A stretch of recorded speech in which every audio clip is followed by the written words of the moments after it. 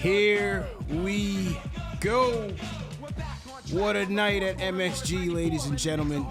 Celtics coming into town for the first of a home-and-home back-to-back game against the Knicks. And the way this thing started, man, you were absolutely disgusted with the Knicks' effort. Lousy on both ends of the floor.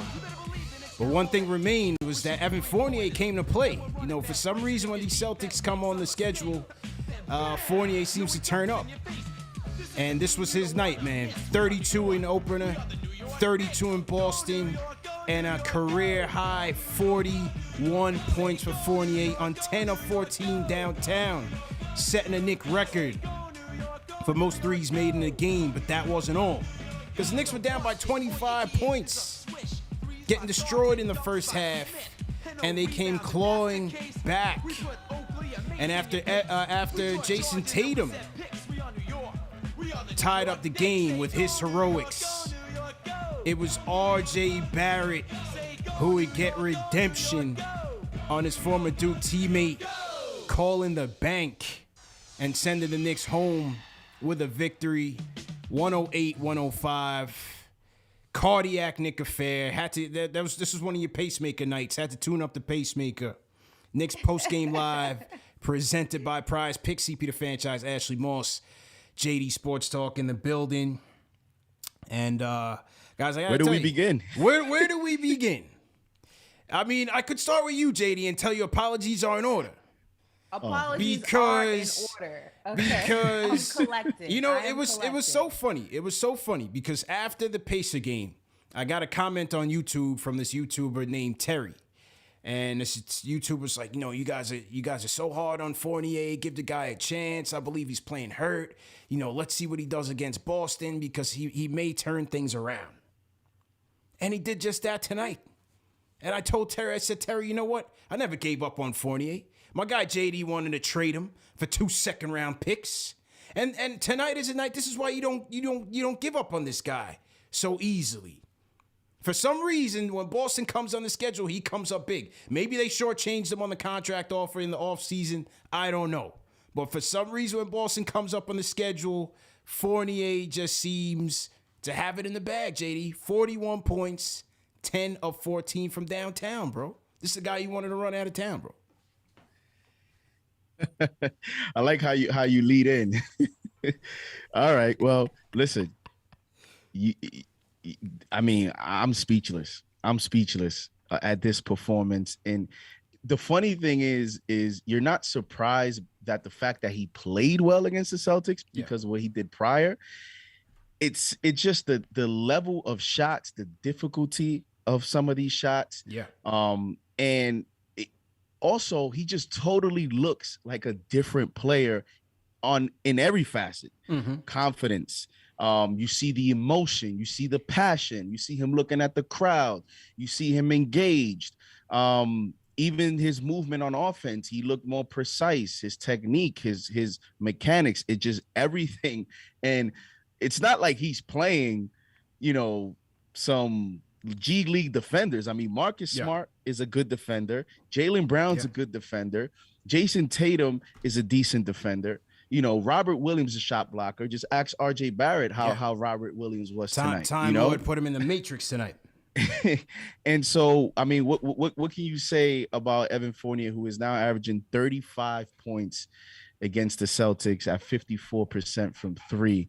You know, hit 10 threes tonight. I think he even tied the Knicks record. Broken. I believe it's broken. On a quick Google, but we'll check that out. Yeah, with J.R. Smith. And, man, you talk about a game the Knicks needed. I mean, the Knicks needed this win on national television at the Garden. You've been struggling from home. I mean, there's so many ways we can go tonight. But, you know, to start off with Evan Fournier, I mean, especially with the way, you know, RJ and Randle started this game, the way the team started the game, you know, it's, what can you say? Outstanding performance. There's nothing we can slander from Evan Fournier tonight. Not tonight, man. He bought us some time, Ash. He bought himself some time. Ash, give me some thoughts on this game.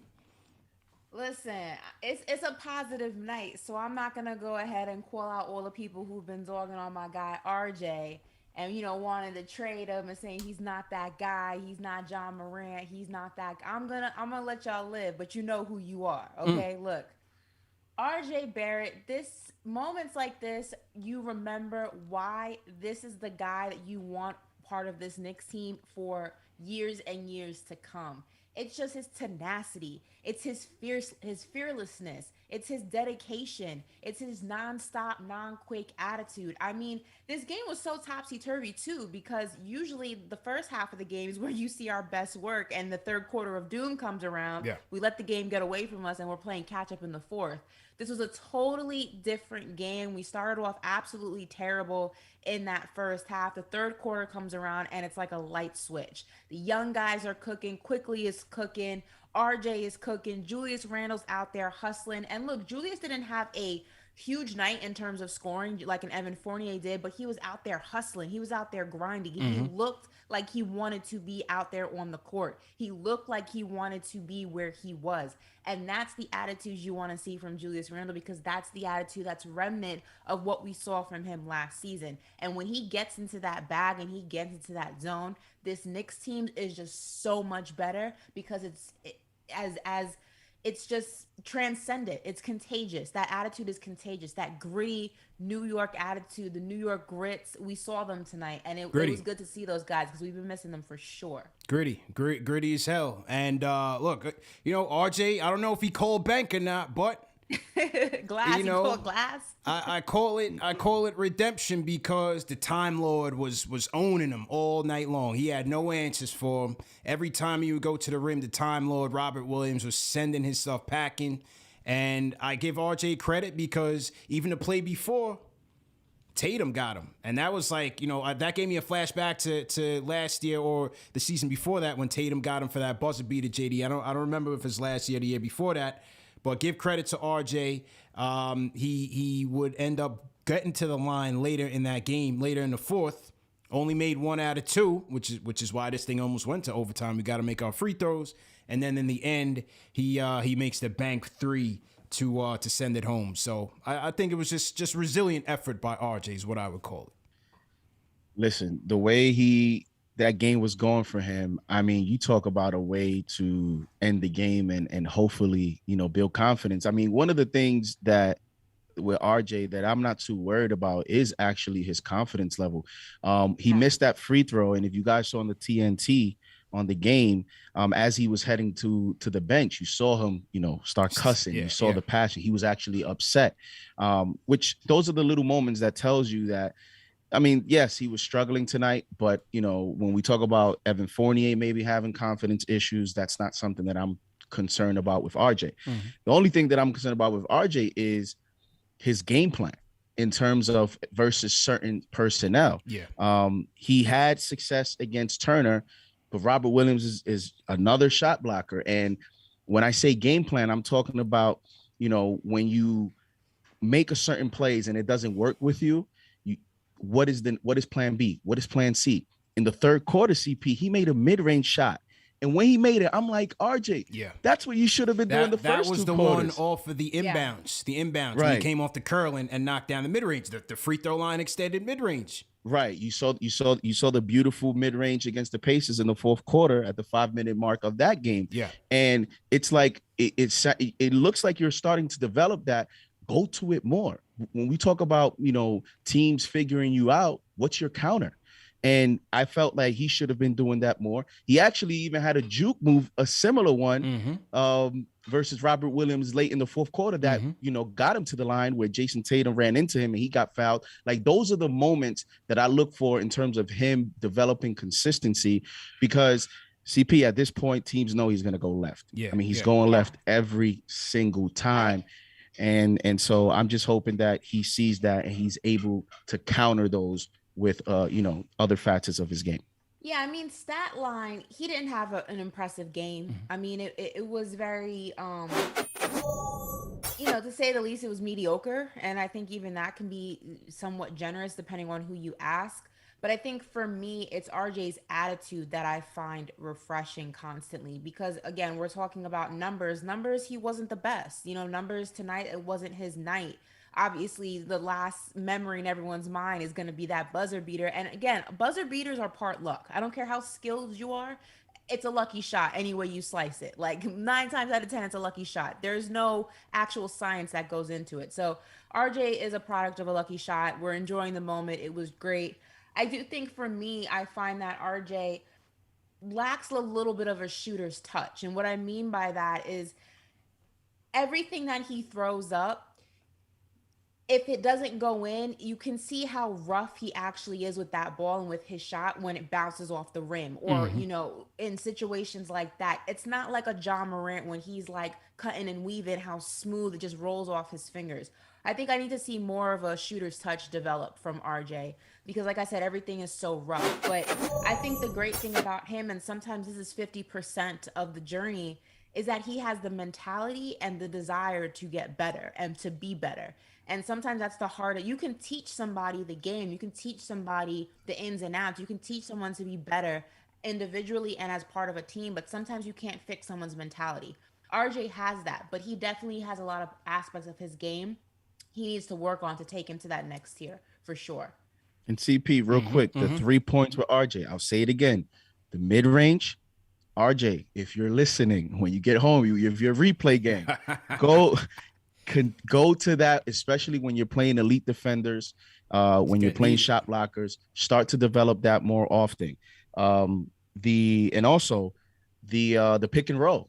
We saw that play with Mitch. He had the nice alley-oop to Mitch, but it was the fact that he was able to have a productive possession in a night that he was struggling.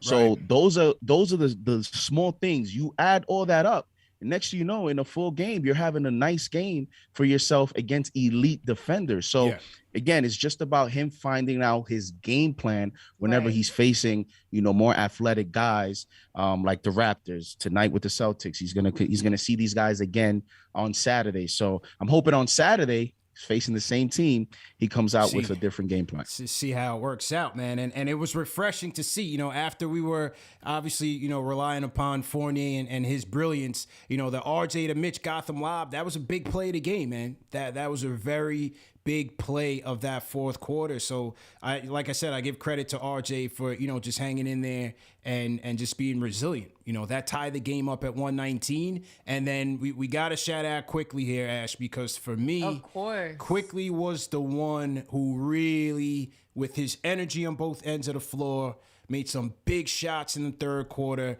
Knicks closed the third quarter on a 16-3 run.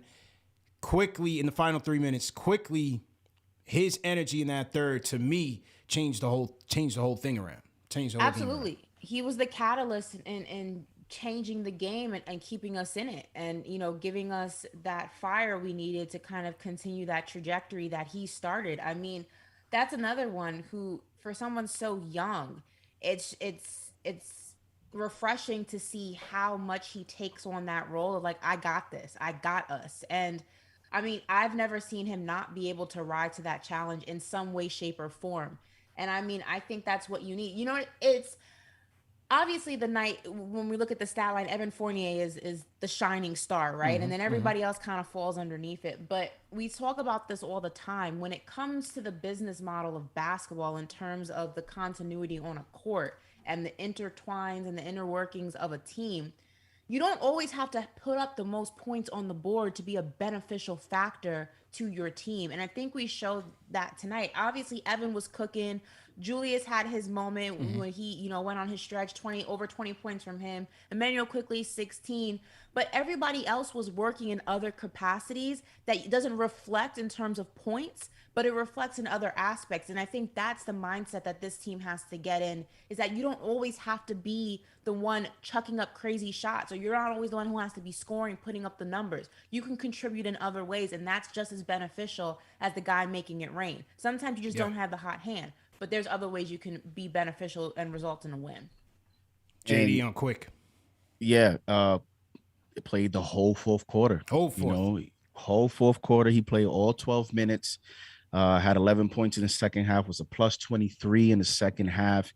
And, you know, just coming off the RJ assessment, one of the things that quickly has started to develop is, you know, the teardrop, but in the way that he's actually shooting the teardrop. We saw last year he was shooting teardrops from from the free throw line, all over the place. And the last few games, his teardrop game has been a little bit more organized. It just looks more in a rhythm, more in a composed flow, and has been more effective, even in nights where maybe he doesn't have the 3-point shot. So I was impressed by that. Maybe it seems the way that it's looking the last few games, it seems like this is something that he's actually working on behind the scenes. The other thing is the way he was contesting 3-point shots. He was out flying, contesting a lot of market shots, 3-point shots. He was all over the place, and quickly defensively has started to develop into a player that Tom Thibodeau can trust now, in different combination of lineups, where last year, even in nights where it quickly was hot, you saw Tibbs did not trust him in key situations because of the defense. So those are the areas that I'm impressed by quickly tonight.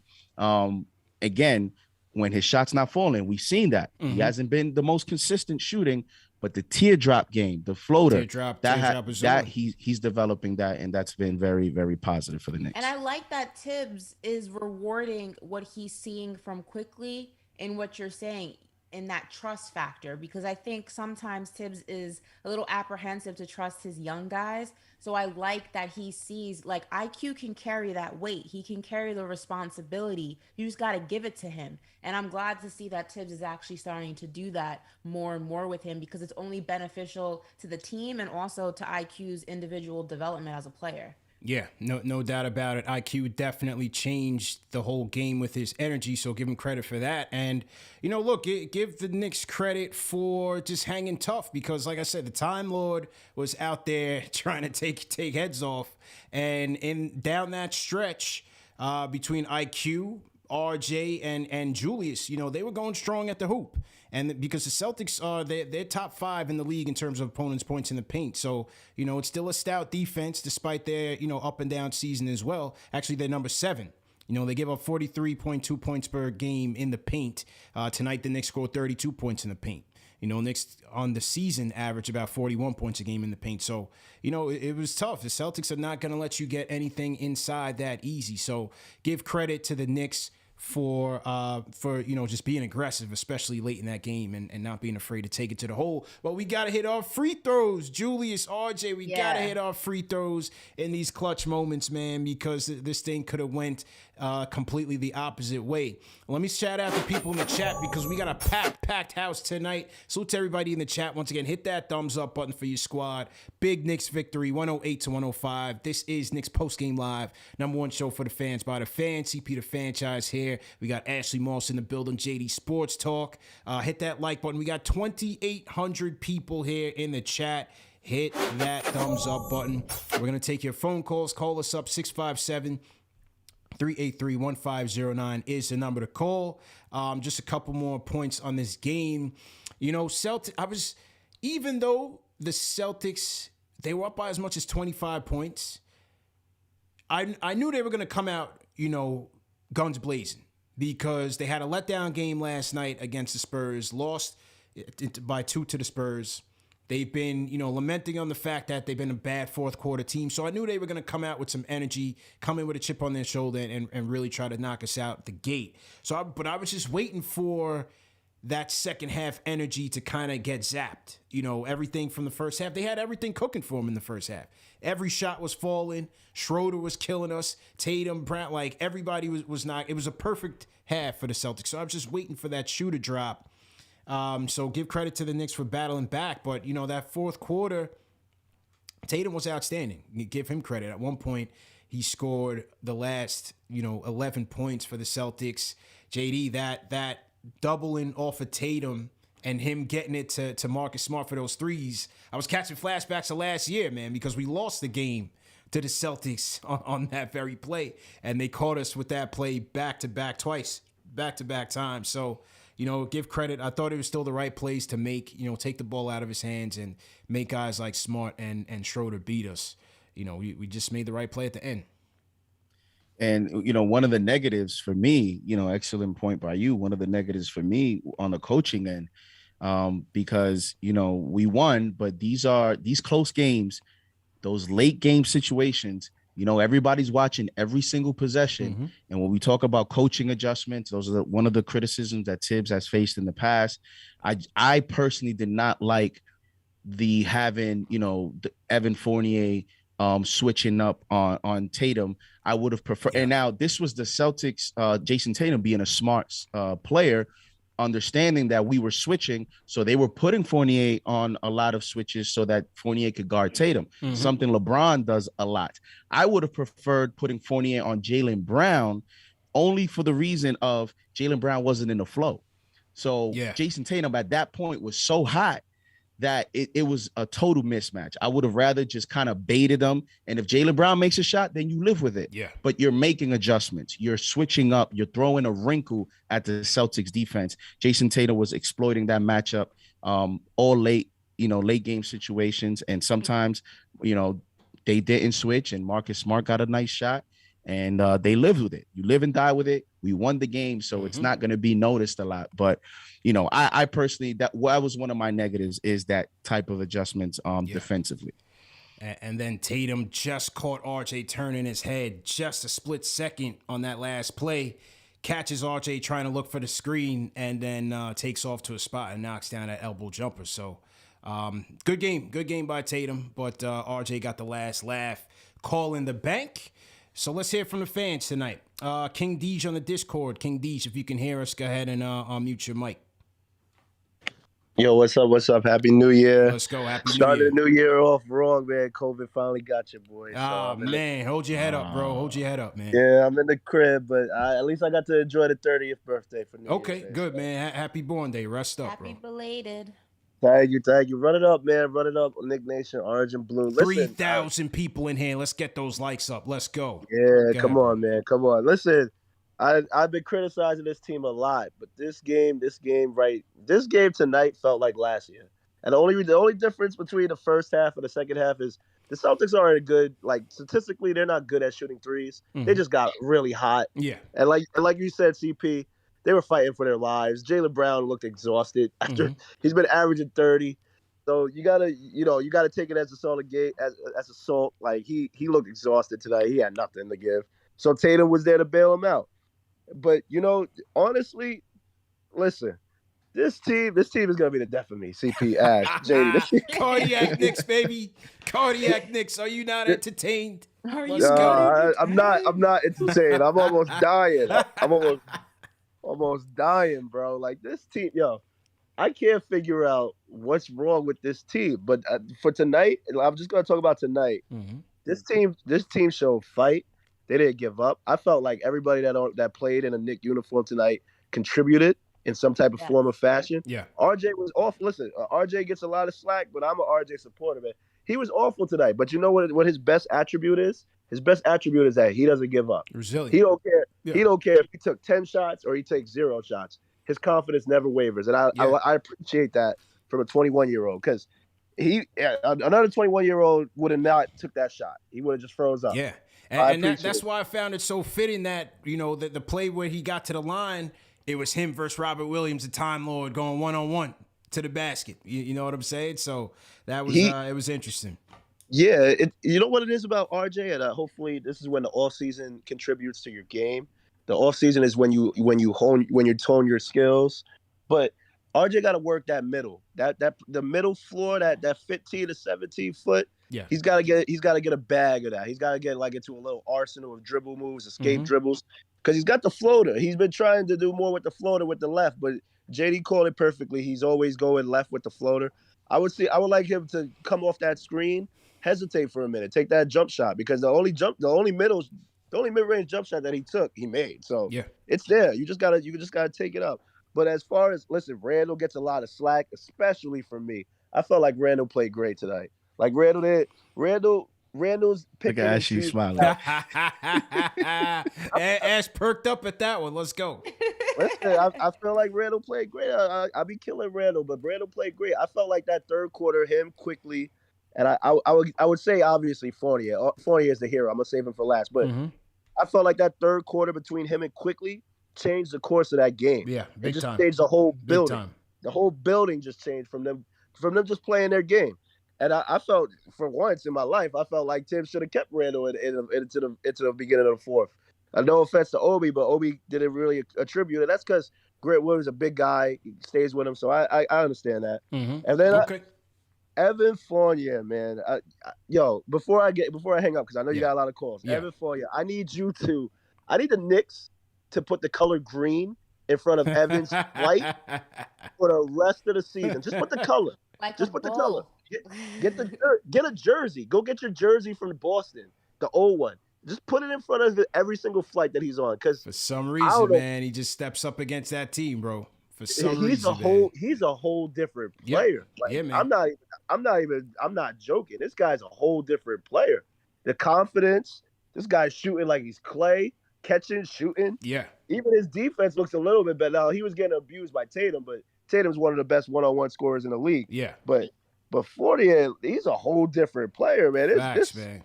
It's crazy to see. But they, like I said, this is an easy schedule coming up. They got Boston again. Hopefully, reinforcements is on the way. They got to figure out this point guard situation. I mean, I know Burks is just playing because Kemba and Rose is hurt, and I know obviously Kemba's on the way back. But I still don't like Kemba and Fournier on the court together because there's no defense. You're having everybody's on a scramble. So I don't know. I don't know what the solution is to that. Well, hopefully, and appreciate the call, Deej. Definitely rest up. Well, you're hoping either IQ or McBride would rise to the occasion because, like I said, you put Burks at the one, JD, you taking him away from what he does best. I think that's part of the problem tonight. We didn't have that flow with the offense, and part of the reason is because we don't have a consistent point guard. Yeah, and for a moment there, it didn't look good. I mean, Fournier started hot, but it was the Fournier show and nobody else. Right. And so you saw the weakness there.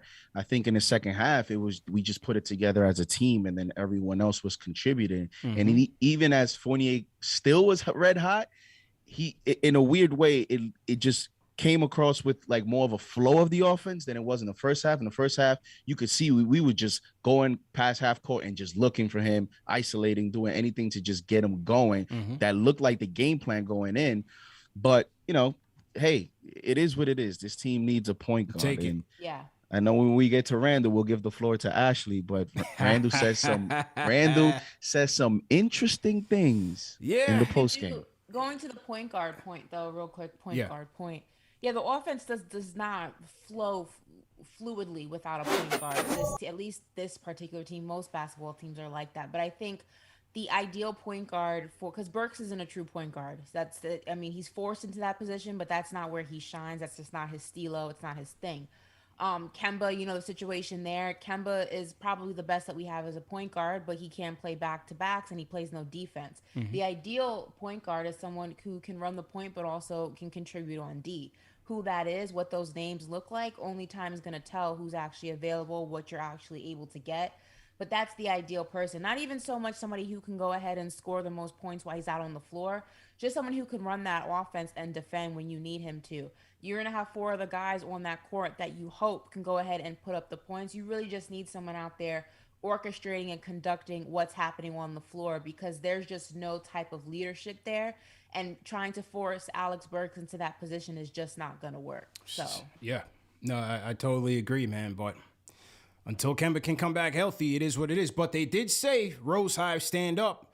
Derrick Rose is starting his rehab. So ankle surgery, now he's in rehab. So maybe in a couple more weeks, Derrick Rose makes his return. We'll see how that impacts things. And shout out to D Rose. He's got some all-star votes. He's number 7 always. Right now. The Rose Hive rolls heavy. The Rose Hive is alive and well. Yeah, the Rose Hive is always alive and well, man. Let me shout out some of the super chats. Salute to everybody that's been donating to the show. Shout out Jimmy Faustin. First super chat of the night. He says, this is crazy, man, that Fournier only ball out against the Celtics. My frustrations is also on me not picking him over 12.5 points in prize picks.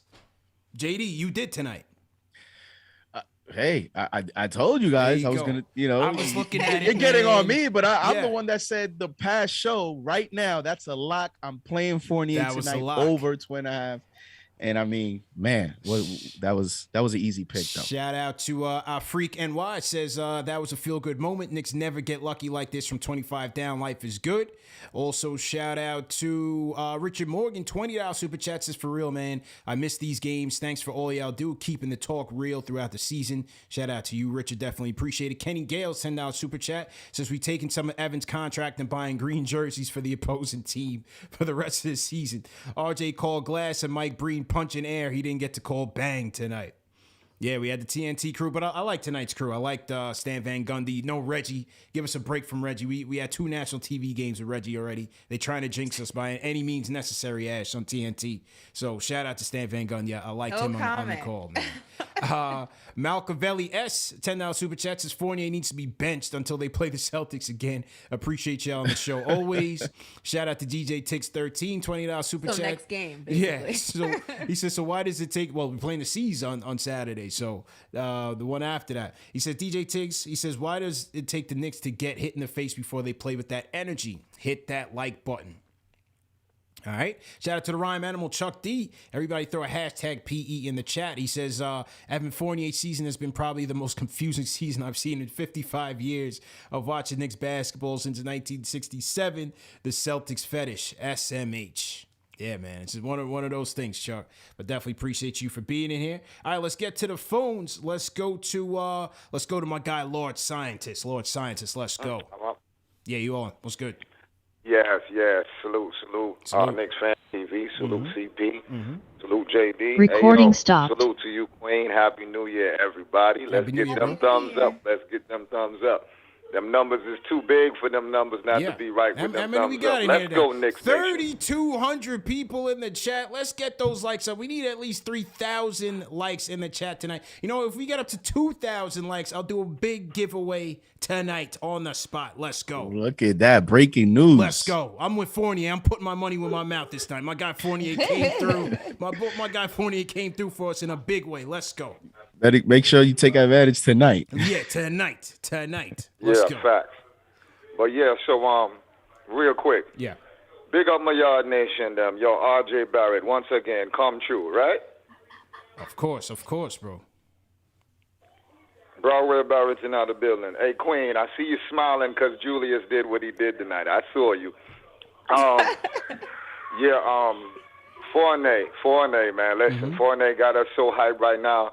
Listen, I broke my Knicks coffee cup being so hyped just now behind what Fournier just did. Yeah, know that. I'm a baby crying because of it. yeah. I'm gonna drop you off, man, but appreciate the call, man. Hey, Lord Scientist crib is rocking tonight. Even the baby can't believe Fournier's performance. Then you cut my man's off because the baby was crying. It's too much noise, man. You know that's my guy. Lord Scientist, no, he's a day one, but it's too much background noise. Gabriel from East New York. Gabriel, what's good? East Brunswick, what's good? Yeah, what's up, man? Hey, CP, big fan. Appreciate it. What I want to talk, of course, man. What I want to talk about today is Julius Randle. You know, whether we like it or not, whether he's playing well or he's not, he's our heart and soul. He's our engine. He's our leader. We put our money where our mouth is. You know, we paid the man. And I feel like too often, too many games, I feel like Julius Randle, things aren't going his way. He's pouting. He's complaining. He doesn't look like he's positive. And at the end of the day, you know, he's our leader. That hurts our entire team's mentality. But tonight, in that third quarter, man was fired up. Yeah, you saw him. He was screaming at the crowd. He was getting the team hyped. Shots weren't going down in that first quarter, but he kept the energy high. You need that day in and day out from your leader. That's what you need. You need that from your leader, man. It has to be every night. Every night, bro. And at the end of the day, for Julius, you know, if the shots aren't going down, this team is very talented. You know, it is. We got some talented players on this team. Yeah. And so the scoring, it can go on with the snap of your fingers. Like all of a sudden, you know, we're down 25. All of a sudden, we're down 5. Like that's what it's like with this team. The energy has to be there day in and day out, because if it is, we could beat anyone. Good points, man. Appreciate the call. It's more energy because yes, we do have talent, but they're so inconsistent, man. we got to be real here, JD. There still is a team of role players, and this is why you have such up and downs. This is why you have the highs and the lows that these Knicks come with, because we don't have stars. We have a borderline star and a lot more role players, and so this is why you get those type of nights. You're hoping for consistency, but we'll see what happens. That's all you could do, man. So hope for the best every night. We'll see what happens Saturday night when they go to Boston in the last one of the season. So Knicks now take a 2-1 series lead, and these are big wins, man. When you're going up against a team like the Celtics, a team that's right there with you in the playoff tree. These are big wins. So Saturday night, you want to win the series and own those tiebreakers in the event these come back to haunt you later on in the season, which they will, knowing the Knicks. I want to shout out to everybody in the chat once again. 3,000 people. All right, we got 1,400 likes, Ash. So let's get up to 2,000, and we'll do the giveaway. My guy Ty Morris, $20 super chat. Shout out my guy Ty. He says Evan Fournier. He's Nino Brown versus Boston. Doo-Doo Brown versus the rest of the league. 2 best games of the season. Officially a Celtics killer. Ty, you spot on, bro. 1,000%, Ty. That was hilarious. Shout out to my guy Ty. And my guy Ty is going to be coming with us to the next KnicksFanTV group outing. And that is going to be January 18th, Knicks versus Timberwolves. We have more tickets available. This package is going to include pregame shoot-around access. So we're going to be at the pregame shoot-around. Bless you, Ash. Then you're going to get a ticket on the Chase Bridge. And then we're going to take a post-game photo on the court at MSG. So it's a great deal. Pre-game shoot-around, ticket on the Chase Bridge, post-game photo on the court, plus a chance to enter into raffles and giveaways. So it's always a good time when you come out with KnicksFanTV and Knicks OmniFan. I'm going to put the link in the chat. TM, if you have that link on Nightbot, go ahead and put that up as well, because we have more tickets available. Come out and join us. All right, on the Discord we go. Let's go to Drew from the Hoop Realm. Drew, what's going on, bro? Drew, going once? Oh, Drew, you're missing your opportunity, Drew. You're missing your opportunity, man. All right, we'll see what's up with Drew. Michael, I'm going to put you on deck and go to the phones real quick. Let's go to Lucas from Staten Island. Lucas, what's going on? Yo. You? Awesome. I'm sick. I actually made it on. You're live and direct, pal. Let's go. Yo, first hey, what's going on, CP? Yo, hold on. Oh, we got our lines crossed. Drew from Hoop Realm. Hang tight. Lucas, go ahead. What's your point? So 2 things. Number 1, they got to get like a hypnotist or something for Fournier, like a sports hypnotist. And so somehow he thinks that he's playing the Celtics every single night, something like that. Yeah. But number 2 is the more important point. And Ash was talking about this, I think, like last week, and that, our fan base is toxic as all right, this is a family-friendly show, but like HE double hockey sticks. So HE double hockey sticks. Yes. Okay. Yeah. You can say hell. Stop it. I'm trying to play it safe, but look. Yeah. So I felt like that RJ was going to have a little bit of a slum game today. I felt it coming. But here's the thing. All right, you look at say Giannis, DeRozan, Beal. All these guys in their third season averaged 16, 18, 15 a game. Had down months. Giannis, down month was 14 a game. DeRozan, down month was 15 a game. Beal, down month was 20 a game, 12 a game, right? So, young players, they're going to be inconsistent. Dude is in year 3. And yet people are talking about, I don't know if you look at Knicks Twitter, Daily Knicks, that some dude was talking about that. He's done giving them excuses. They got to trade him for Dame. I don't know. You pair Dame with Randle, that team is not winning the championship. Yeah. But everyone's talking about they got to get rid of this kid for a bag of freaking Frito-Lay and a bottle of quarter water, and I cannot figure it out. It's the same thing with Randle. We got to stop being so toxic. We are 3 games out of 5th seed. 3. That's it. You would never understand it if you're just listening to the Debbie Downers calling in, Knicks Twitter, everybody else, and yet everybody's acting like it's time to pull the eject button and the panic button. Everyone needs to chill out. Let the kids start to grow, and more importantly, I understand Randle's had some energy issues, but you know, this entire season is going to come down to the last 2 months of the year, and whichever team gets hot. Yeah. And that's just the way the East is going to be this year. Okay. And even if we do not, shoot. No, I was just going to say, appreciate the call. We got to go rapid fire because we got a lot of calls in here. But I definitely get your points and appreciate the call, Lucas. And very interesting, Ashley and JD. Julius Randle, during that game, he did give a thumbs down, right, in the fourth quarter. I was wondering what that was about. And then he tells the media he was telling the MSG crowd to shut the family show up. I thought you were going to say it, too. No.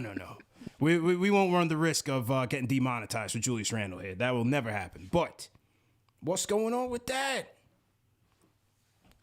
Ooh. I mean, what's up with that, y'all want me to be real? You want me to tell you what you want to hear? Yeah. No. This is a show. We keep it all the way real here. Don't start none, won't be none. It's really that simple. Knicks fans want to go ahead and berate their players. They want to go ahead and celebrate them being in health and safety protocols. When I say them, I mean Julius Randle. You want to call him trash. You want to call him this. You want to call him that. You don't think that he hears those things? You don't think that in MSG he hears the names people are calling him? You don't think he's scrolling through timelines and seeing what people are saying about him? If, New Yorkers pride ourselves on being gully and being, just outspoken and in your face, and if you can't handle it, then get out of my way.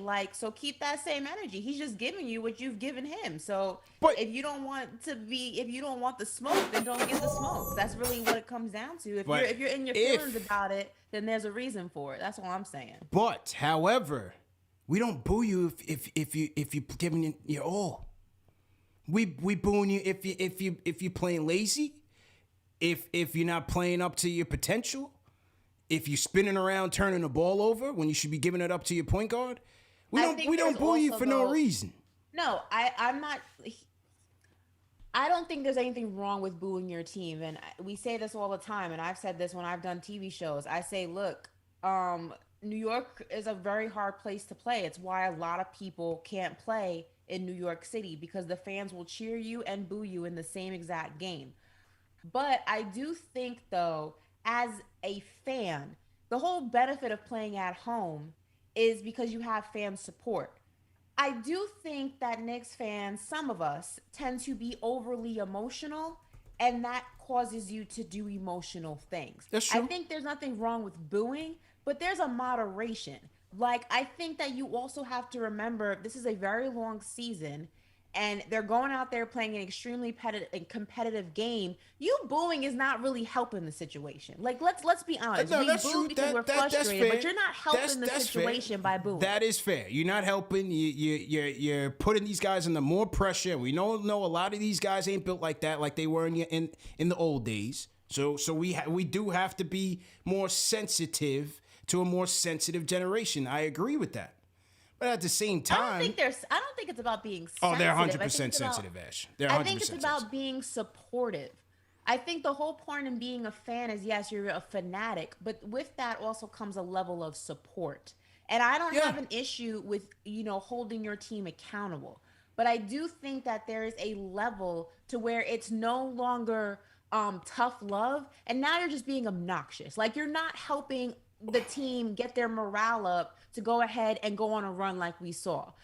People underestimate what cheers do. People underestimate what support from the crowd does. That's what the whole concept of home court advantage is. One, because you're familiar with the court, but two, the fans are there to support you. If you're going to be out there booing them all the time, then what the hell am I playing at home for? But you got to earn it.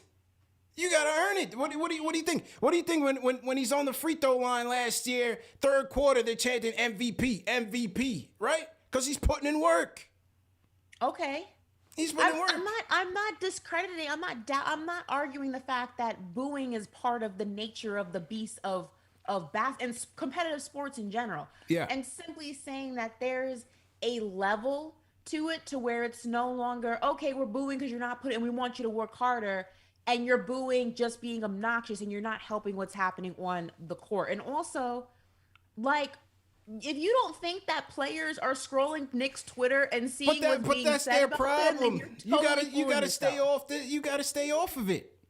And JD, I'm gonna get you in, but Ash, you gotta stay off of it. You know what I'm saying? I mean, and I'll say this, and I'll get to JD in a second. Those people, first of all, the game, there was a 2-point game at that point when he did the thumbs down thing. To me, that's 1 or 2 people probably in his ear, because I didn't even hear the boos like that. I didn't hear the boos like that at 94, 92. But again, I wasn't there. I don't know if it was louder in the Garden than it was on TV. To me, and I'm not there, I'm going to hit up my guy that was there. At 94, 92, that seems like it's probably one person that's getting under his skin, that because it happened in the Pacer game. It definitely happened in the Pacer game where he was going at somebody that was sitting on courtside. But like you can't.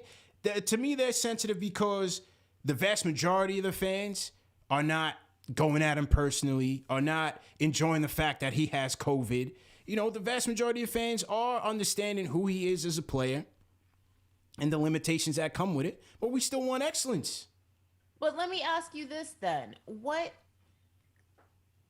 differentiates then when you are playing at home, if then you have to worry about getting booed constantly if you sneeze the wrong way by your own crowd? Because booing is what you do to the opponent, right? When LeBron or whoever comes into the Garden, you boo the hell out of them. You don't want them to win. It's considered a distraction. It's supposed to throw them off their game. It's supposed to do X, Y, and Z. But when you do that, when you treat your own players, your own team, the same way you treat every other team that's visiting, where's the benefit of playing at home? That's my question. We don't. When they're playing well, we treat them like kings. You hear the MVP chants. You hear the RJ Barrett chants. I'm sure people were cheering for Fournier tonight after his terrible season. Tonight he was on. You cheer for him when he's on. We celebrate these guys when they got it going. But for the Knicks fan is very smart. They're savvy. They know the game. If we know that you're not playing up to your potential, you're gonna hear it. You're gonna hear it. Some of these people are spending hundreds of dollars to come watch. Some of these people are spending hundreds of dollars on merch. They're spending hundreds of dollars on their cable bill to watch you every single night. They're invested.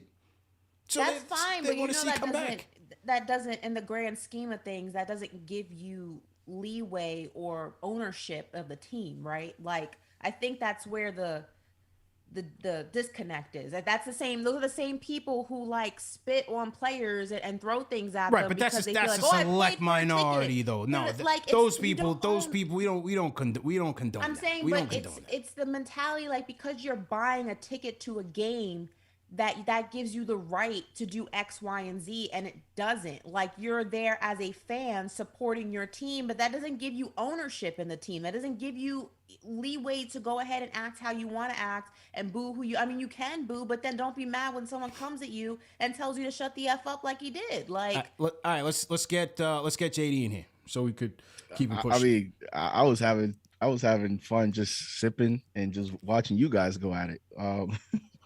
Hey, that's why we here, man. That's why we here. Well, let's go.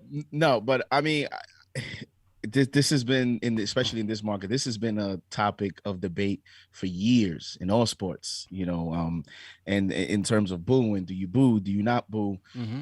Comparing ourselves to other markets and other cities.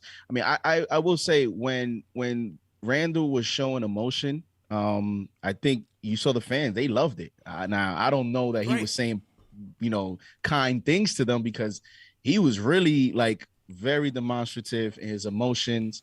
You know, I thought maybe he's trash talking Robert Williams or Grant Williams or Al Horford, but who knows? We saw Evan Fournier. Evan Fournier before showed emotion. Tonight, he looked at the crowd a few times, but he didn't really show emotion. So I know that he's been bothered by the criticism. So, but in the end, you know, take the good with the bad with the city. You know, it's why I always say coming here, it's a different. That's fine, but then you can't be mad when someone tells you to shut the F up. Like, you can't. If you want to be outspoken, I'm all for you. Listen, I'm all for people being outspoken, getting gully, being aggressive. I'm all for it. Like, be you, do you, whatever fan you want to be that kind of fan. But keep that same energy. If you're going to be out there booing and calling people names and whatever, and that's how you want to maneuver, then you can't get mad when someone turns around, players included, and tells you to shut the F up. And now all of a sudden you're like, oh, how dare you? I buy a ticket to watch the Knicks. You can't these talk guys to me gotta like, have like thick no, skin, man. It doesn't work like that, bro. It does not work like that. These guys gotta have thick skin, Ash. These guys, that's all there is to it. They gotta have thick Right? skin. But that goes both ways. That's all I'm saying. That goes both ways. If you brazen enough, He's not going gonna to win that fight with the fans, though. Right? He's not gonna win that fight with the fans. You're not gonna win it. All right, let's get to the phone. Salute to everybody in the chat once again. Hit that thumbs up button for you, squad. Good debate there. Drew from the Hoop Realm. We're gonna get back to you on the Discord. Drew, what's going on? Hey, what's going on, guys? How you feeling? Good. Well, what's funny was earlier your mic was like extremely cut off. It's fine now. I can hear you perfectly. Okay. But right, before then, let's why go. I couldn't get on the call immediately. No doubt. Let's go. Anyways, where do I even start, bro? What a game for Fournier. Yeah. I mean, I'm watching this game and I'm just sitting there, and all I see is, I'm not saying he is this guy, but he looked like the second coming of Klay Thompson tonight. I mean, minimal dribbles, just knocking down his threes. He was actually clamping up too for a bit, and I was kind of surprised considering how bad of a defender he usually is. But he had a hell of a game. I hope that he continues doing this going forward, because then we would have fleeced free agency as far as I'm concerned. But I don't know what it is, and it could just be me, but it's something about the combination between IQ and Fournier that seems to just mesh really well, especially tonight. I think it's just the fact that my suspicions of earlier as of pacing issues being the case of why Fournier can't play, and thus you saw what happens when quickly gets the ball in his hands. He's always running, and then everyone's just open. I'm not saying he's that big playmaker or nothing like that, but it is something to consider if Tibbs, I'm not saying you should start him or anything, but I think you should give him a heavy minutes raise, especially after tonight. I mean, especially if Fournier's putting up 41. I mean, come on, man. That's all I got to say, y'all. Y'all have a good day, all right? Yeah, appreciate it, Drew. Appreciate it, man. Look, I would love to see Quick get an uptick in minutes and even maybe start at the point. He's been another one that hasn't been as consistent. Tonight he was on, though. Tonight he was definitely on. And I thought, for the better parts of the game, he was making solid decisions and brought that energy for us. So if that's what it takes to get it Fournier going, JD, I'm all for it. I mean, I think what it's going to take is we're going to have to find a way to talk to Adam Silver. We can get the Celtics for the rest of the season. Just give us that might be it. Just give us the C's every night, man. Because if the game after the Celtics he has a stinker, then it's going to be another conversation. But with Quickly, we'll see. I like his role. You see when you try to overextend their role, when you try to expand it a little bit more than their abilities, then they go to the other side. So I like the role now. You can increase his minutes, but starting him at the point guard, the franchise hasn't done that yet in terms of he started last season, but giving him those type of responsibilities. Yeah. I'm fine. CP, at the end of the day, we just need to go out and get a future point guard, and that's just the bottom line. Yeah, that's a fact, man. That is a fact. Let's go to Mondo from Queens. Mondo, what's going on? What is going on, everybody? How you feeling, man? Gotta dig it. I'm doing good, man. I'm doing good. Actually, first of all, just a really couple quick comments. Love your show. Been watching you guys from the get-go. You guys are off the hook. I love it. And you know what? The Garden was rocking tonight. I loved it. In the beginning of the first half of the game, our boys in blue and orange were just stinking it up. But the Garden, as always, was just sticking with the fellas. And I thought the Garden was just off the hook. They sound like a playoff game. I was going to talk about the point guard situation, and I don't want to wear it on out, but I just want to bring up something real quick because they were talking about Julius Randle and the thin skin and the thumbs down, and I didn't dig that at all. But I'm an old head, so I just kind of wanted to put this out there because something to kind of give a little comparison. And I think, CP, you're a historian with the Knickerbockers, so I know that you'll appreciate this. So I grew up on Patrick Ewing way back in the day when he was at Georgetown and people were hating on him. He came to the Garden, and to me, Patrick Ewing is, and I didn't live through Clyde and those guys during the 70s, but Patrick Ewing was the greatest Knickerbocker of all time. And that brother dealt with everything. I mean, we love Patrick, but you know what? he dealt with a lot of ugliness, and he took a lot of heat. It's true. And he always kept his head up, and he always just balled out. Yeah. And you know what? When he was mad, you know what? He didn't thumbs down anybody. He took that. Yeah. He took that stuff to the rim and broke somebody's arm off. You know, but he that's felt how, it. that's you know, how he let's be bounced real. back. Ewing felt unappreciated during the end. You know, from the fans and the media. You remember the back pages, man. They would kill him. And until at the end, you know, they traded him. We did it to everybody, man. We did it to Patrick. We did it to Melo. You know, we did it to Starberry, even though, you know, most of that was deserved. Like, it just is what it is. It comes with the territory. I mean, I remember talking to Q Richardson, who told me, you know, that whole team, I mean, that team was partying, don't get me wrong. But that team, they didn't want to go out. They didn't even want to go out in public because they knew the fans was going to get at them. Like, you know. That team was crazy. You're right. Isaiah's teams were crazy. I agree. I mean, they didn't even want to go out. Easy. Yeah, it's not easy. No one ever said it was going to be easy. And I love Randle and what he did for the Knicks last year. And I still think he's the engine. I mean, we're going to ride him to wherever we're going to go. And I think everyone else is going to kind of support him right now. But he signed the contract, you know, and I'm not excusing. It's one thing for someone to, like, go cross the line on somebody. But as far as booing, I don't boo. I'll sit on my hands. I won't boo my team. But you signed up for this. You know what? And I think that a lot of those fans that are in the Garden and are watching on TV and are watching you right now, we're not booing. I'm rooting for him. Yeah. I want to see him get back to it. I'm not booing him. So I think that to do something like that, I just don't think it's necessary. I mean, you know what? You want to be mad? Break it off at the cup. Yeah. Okay. Appreciate the call, man. Definitely appreciate that. Mondo from Queens. Good call. Salute to everybody in the chat. Once again, hit that thumbs up button for your squad. Oh, we got a shout out. We got some big super chats in here. Let's go. Big win, big super chats. Shout out my guy, Jason Calcanis, J Cal, with a $100 super chat. He says, CP, I'm with you. This is NYC. You can't phone it in like our starters did this year. The starters deserve to be booed and challenged. Now they get a standing ovation. Sink or swim. It's NYC. J Cal knows what time it is. Shout out to Ab Lab Studios, $100 super chat. So that looks like a new user. Definitely haven't seen that user in here before. So shout out to Ab Lab Studios. Definitely appreciate that.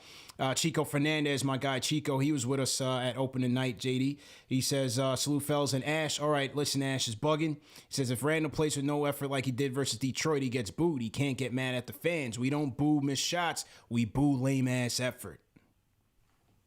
I mean, that's fair. I got to know the context. So at 94-92, to me, I didn't hear TNT usually has a sound, the ambient sound a little bit lower, but I didn't hear much booing, and they didn't say much. So I don't know. I gotta get more context behind. I'm just gonna close out with this. Like, you can have the mentality of we're booing. This is New York, and this is the part of being a fan. Cool. But then you can't also cry and boo-hoo when top players don't want to come play for you. Because the whole point of playing at home is having the support of your home team, your home crowd. So you can't go ahead and cry when people don't want to come and play for New York because they got to deal with everything around it. Just because we did it to Patrick Ewing doesn't make it okay. There was times we destroyed Patrick Ewing's confidence in games unnecessarily to the point the man didn't even want to leave his house at one point. You can't treat your players like that. They're there representing the team you love. If a star doesn't want to come here because he's scared of the fans, we don't want him here.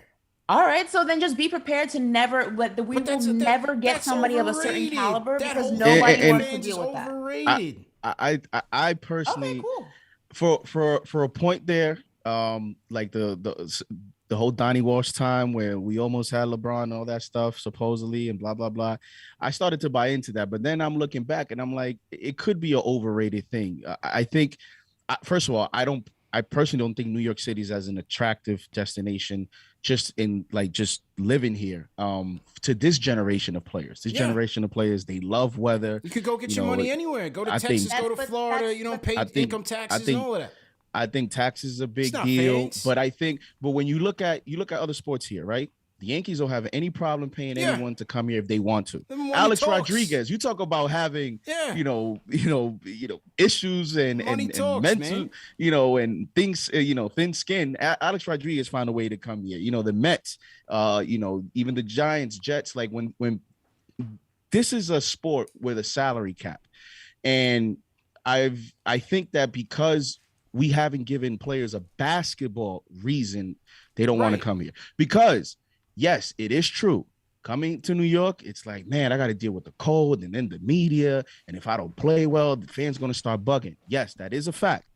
But I think that is not a big a deal if there's actual basketball reason for a player to come here. But when you have that and you don't have a basketball reason, that's a deadly combination. Nobody's coming. Because out of the three of us, I deal with the most players on a daily basis. I've talked to players who played for the Knicks. I've talked to players who were on the verge of coming to the Knicks. And it's not about taxes. These guys are rich. One of the main reasons is, and this is a direct quote, this is a toxic fan base who, even when playing at home, they will rip you to shreds. And then the next game when you're winning, oh, cool, now I'm friends. Now we love you again.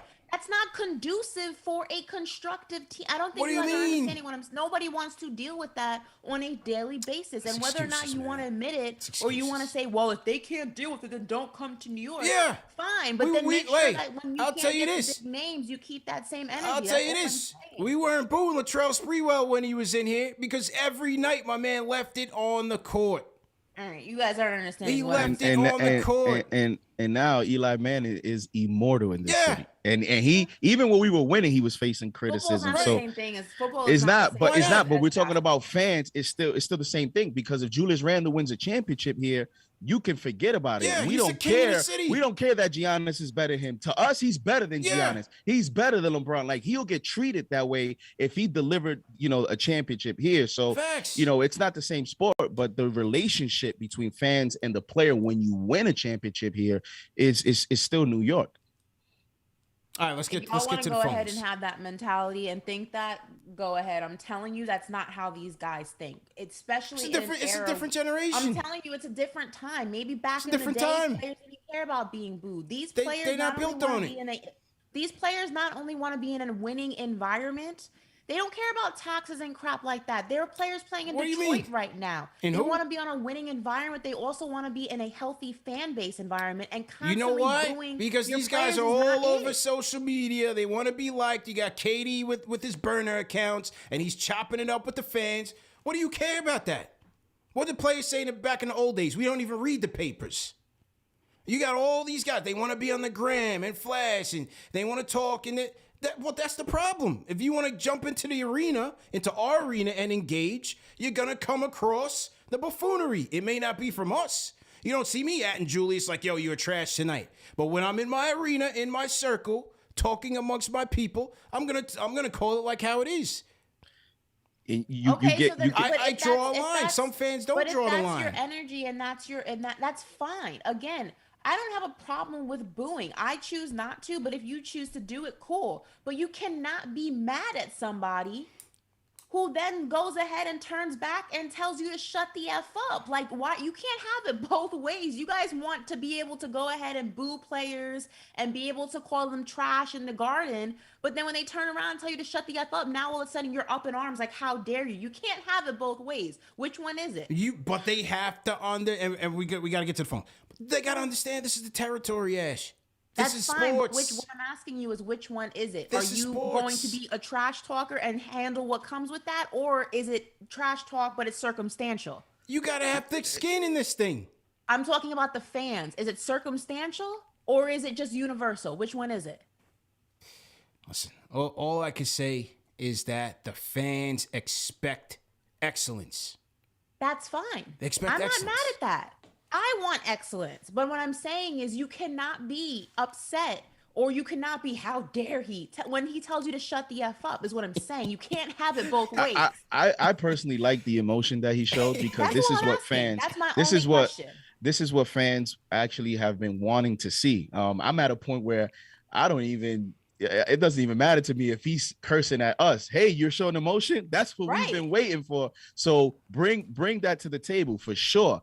The only thing with playing that game is Now that he, this is going to be a story for the next few days. Now he's going to have to continue this play now. So to me, fair or unfair, when you try to play that game, it's a little bit of a dangerous game because you want the fans on your side. And when you don't, now you need to, increase your level of play and maintain that, because if he doesn't, there's going to be this whole back and forth thing. Because now everybody knows what Julius's personal feelings are. He made it known tonight. And the other night. Don't dish out what you can't. And the other night. That's all I'm saying. He's too sensitive, man. He's too sensitive.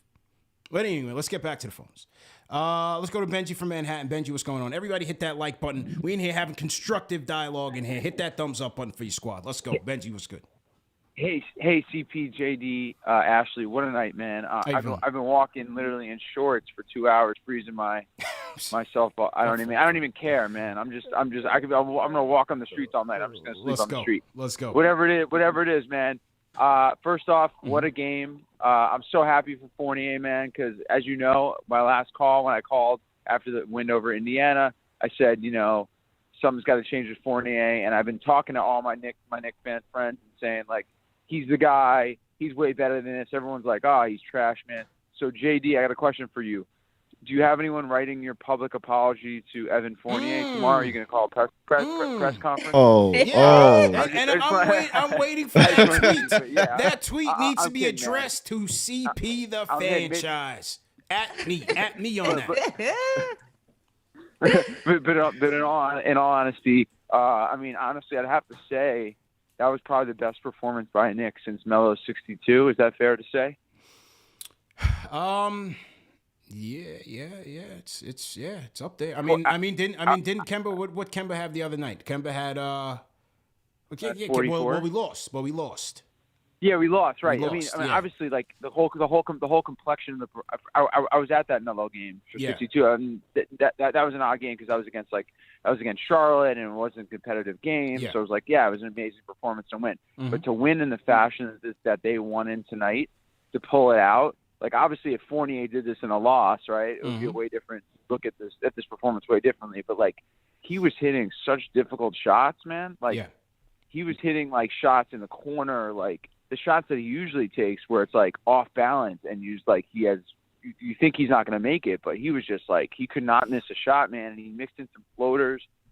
Like it was an amazing performance, man. I feel good. Like just seeing him, it was almost like he was playing the same way he played in the opener, the same body language, the same emotion, the same fire, except he was like the next level, like, and he never cooled off. And, I'm sure you have to look it up, but I wonder if any guy has ever gone scoreless in a game and then scored 40-plus points the next game. That you got to look that up. Maybe like Tommy Beer or something. We'll tweet the stat out. Yeah. But IQ was obviously huge tonight. There were a couple moments early in the game when the game was getting out of hand, and he hit some big shots, a couple threes. He was just making all the right decisions tonight, man. And I got to say, like, RJ, man, watching – this is why RJ is so frustrating, right? Like the last game, he had 32 points. And then tonight, it's like he's doing the same exact thing again, man. He sees Robert Williams there. It's like, yo, please do not try to get that weak stuff. Like, do not try to throw the floater up, man. Like you're trying to go up amongst the trees. You're going to get that stuff blocked, man. It's like the same guy. It's like the same guy that tries to kiss the girl and he does the same move every time and he gets smacked away. It's like, yo, come on. It was killing me, but the good news is that he made that great decision to throw that alley-oop down the stretch, because I know you all were screaming as you saw him make that move, like, please do not throw up like a weak shot, because very little confidence on that. And then obviously Taj was huge with some like kind of keeping the possession for us plays. Burks obviously didn't have a great game, but I know he had I think 9 rebounds, 7 assists, some he was doing everything, but he wasn't hitting his shot, so he's kind of in a little bit of a shooting funk. But look, I think this could be a season-changing win. Stan Van Gundy made a great point. we say this all the time, man. We say this all the time. But go ahead with Stan Van's comments. No. I think I'm the eternal optimist. I think this could be a season-changing win. Stan Van Gundy said if they win these 2 games, you have the 2-game lead and the tiebreaker. So that gives us a little bit of a cushion when it comes to Boston. We look back at the end of the season and we're in a fight with them. We have that tiebreaker. That's key, right? So look, with the favorable schedule coming up, if we can get that game Saturday, that'd be huge. Okay. But the last point I want to make before I jump, I know you got a lot of callers. The thing that's so scary about Boston is that they're not a great team, but they have all these one-on-one ISO players and three-point shooters that are very terrifying, at least for me. Like Jason Tatum, Marcus Smart, and Jaylen Brown. They're not the greatest percentage-wise three-point shooters, but at any moment, if I see them rising up for a three, I'm worried they're going to hit it. And Marcus Smart is like a 32% or 31% three-point shooter. It doesn't matter. He hit those 2 threes in the fourth quarter. He hit big shots. They're capable. Yeah. And appreciate the call, man. But, look, I think the thing with the Celtics, even though it's been an up and down year for them, their defense keeps them in the game. Udoka's a good defensive coach. They play good defense. They got the Time Lord man in the middle. You can't discredit that. You have Smart patrolling the perimeter. The perimeter defense is good. Like I said, they're number 7 in opponents' points in the paint. You can't take it in on them because he's going to send it back. So their defense keeps them in on it. Obviously, it's been, Tatum is trying to augment his game. His whole goal this season was trying to be more of a facilitator. We saw that tonight, especially in crunch time. He's trying to take it to the basket more. He's trying to get that fit with Jaylen Brown. So whatever it is, if they figure it out, it is what it is. But we got the W tonight, 108-105. Salute to Knicks Nation, man. Hit that thumbs up button for your squad. This is Knicks Postgame Live presented by Prize Picks. We still got 3,000 people in here rocking with us an hour into the show. Let's go. Number 1 show for the fans by the fans. Let's see if we can get 5,000 people in here. Everybody hit that share button right now. Share it on the platform that you're on the most, whether it's Twitter, Facebook, text a friend, text your grandma, whatever it is, email somebody. Let's see if we can get 5,000 people in here. Get those likes up. We get to 2,000, and we'll definitely do a giveaway. And real quick, as you guys know, man, tonight's show is presented by Prize Picks, the best daily fantasy prop operator out there on the market, man. Prize Picks has more daily fantasy props for NBA than any other daily fantasy operator on the market. And what we mean by props is simple. It's overs and unders. This is the game that me and JD play.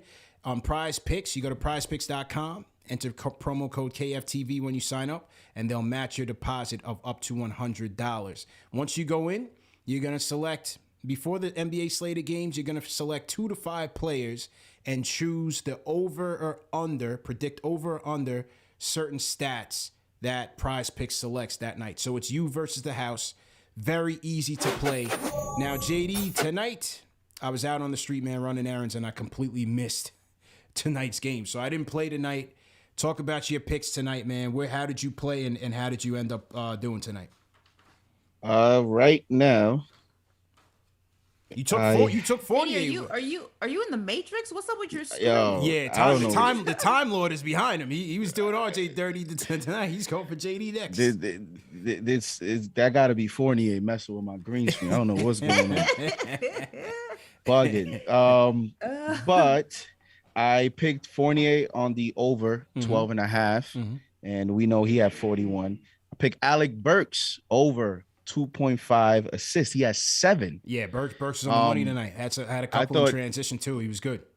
I looked at his game log. Anytime he gets 35 minutes or so, he gets up there to 3-4 assists. So I knew he was going to get the minutes, and therefore he got the assists. Jason Tatum over 2.5 on the threes. He had 6 threes tonight, and I hit on that. I missed on Jaylen Brown over 23.5. I picked the over. He has 16. The way the game started, he had 12 early. I thought he was going to have I like that one tonight. I thought that was a lock. He always plays well with the Knicks, against the Knicks, but I think because of the blowout at first, up 25, it kind of threw everybody's rhythm. Yeah. And he disappeared. And then, why is it not showing me? I had which one is it? I don't know why it's not showing. Oh, and RJ Barrett under 18.5. Okay. So was it a winning sheet tonight? 4 out of 5. Sound 4 out of 5 for JD. 4 out of 5. So JD, you hit him tonight. Hey, try your luck at home, people. Go to prizepicks.com, promo code KFTV. You could also download the Prize Picks app. And like I said, they're going to match your deposit up to $100. So it's a great deal. You don't have to deposit all $100. You can deposit, whatever amount you want, and they're going to match that deposit. So you can go in and play and try your luck out, man. Good luck. Play responsibly. That's why, because since I only played the Celtics and Knicks, the ticket went into my past entries. That's why I was looking for it. I'm like, where is it? Got you. It's not live. So okay. Won $40. All right. I cannot stop looking at JD's screen. I can't stop. It was good before. Once I went live, Evan Fournier tuned in and said, "Nah, we're gonna mess with JD." I feel like Morpheus is gonna pop out with like the option of the red pill or the blue pill like any moment. Snatch him up. Can't stop looking at it. I will say this real quick on Julius Randle, Ash. If this is the turning point and he starts playing with this energy and effort, you know who won? The fans won. Thank the fans. The fans won because they would have, you know, got him to this point. You mean the same fans who want to trade him? Those fans? Yeah. Got it. Let's go to the Discord. J Cal, jump in here. J Cal, what's good? Oh man. All right, shout out. J Cal, you sound like you in the Matrix, man. Shout out Prize Picks. I'm good. Yo, what is happening? J Cal messing with us. What is going on with this? Yeah, J Cal, you sounded like you in the Matrix, man. Are we try in a that simulation? Again? Is this real? What's happening? J Cal, try that again. Test 1 2. Yeah. You got me. Test. No, it sounds terrible. Not good. No good. Try it again. I'll call back. Yeah, call back. J Cal's sounding crazy. Michael, let's go. Hello? I was waiting forever, bro. Hey, yeah. I just want to say, are you going to cheer for someone who's going 5 for 20 against the Detroit Pistons, who's getting bullied by Sadiq Bey at home? Are you going to cheer for that person who's complaining, who whines more than this kid? Are you going to cheer for that? Are you going to cheer for that? Michael coming with the smoke. I'm not cheering, but I am going to cheer if you do an All-NBA second team All-Star and you carry your team to the playoffs. I'm going to cheer for that. We were cheering this man last year saying MVP every Let single him know, game. Michael. And now you don't want to give effort, think, oh yeah, I'm the king now. And after 2 easy layups, you say this is my city, you get hyped. You after 2 easy layups, that's sad. You had half of your points when we were down 30 in the second quarter. Okay? That's a fraud, 21 points. That's fraud. Evan Fournier and RJ Barrett's clutchness. We didn't have no clutchness, even though RJ Throw Barrett some fives in the chat for Michael early. He's going in right now. He's going in. Let's go. 2 key assists in the fourth quarter from RJ, and then a absolute dagger, Kobe in his face, and Ham's face hit the Kobe bank shot called game, and Julius Randle goes to his son and hugs him, and then acts like he did it, all on the side, not going in. Come on, man. So look, you see Todd jumping, man. Old man Todd jumping for hops, man. And then you there smiling, man. You put a thumbs down in a clutch game. That's why you miss wide open games. That's the reason why only time you in the clutch is when in the preseason. You can't be clutch in the preseason. Well, I guess we're just in the preseason. Yeah, and Michael, he didn't hit his free throws either, Michael. Still the finals because we are the best city fans in the world. You don't let him know, Michael. Let him know. That, man. Evan Fournier, we always talk that about him, but look, we still love him because we love anyone who performs on his team. Let him know. Evan Fournier always plays good against the Celtics, and I hope he plays good forever. I hope he does, man.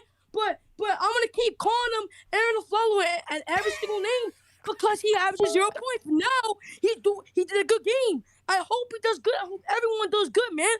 I half of most of the Knicks fans didn't say, "Oh yeah, please make Randle get COVID." And no one said that. There was like, we want to see Obi play. You know, just give Randle a rest. We were kind of defending him in a way that wasn't actually defending. But you can't be excused, man. Do what you have to do. Do what you paid for. That's why we're not voting you in the All-Star. That's why we're voting Derrick Rose in the All-Star team, man. All right, man. Appreciate the call, what man. You do, man.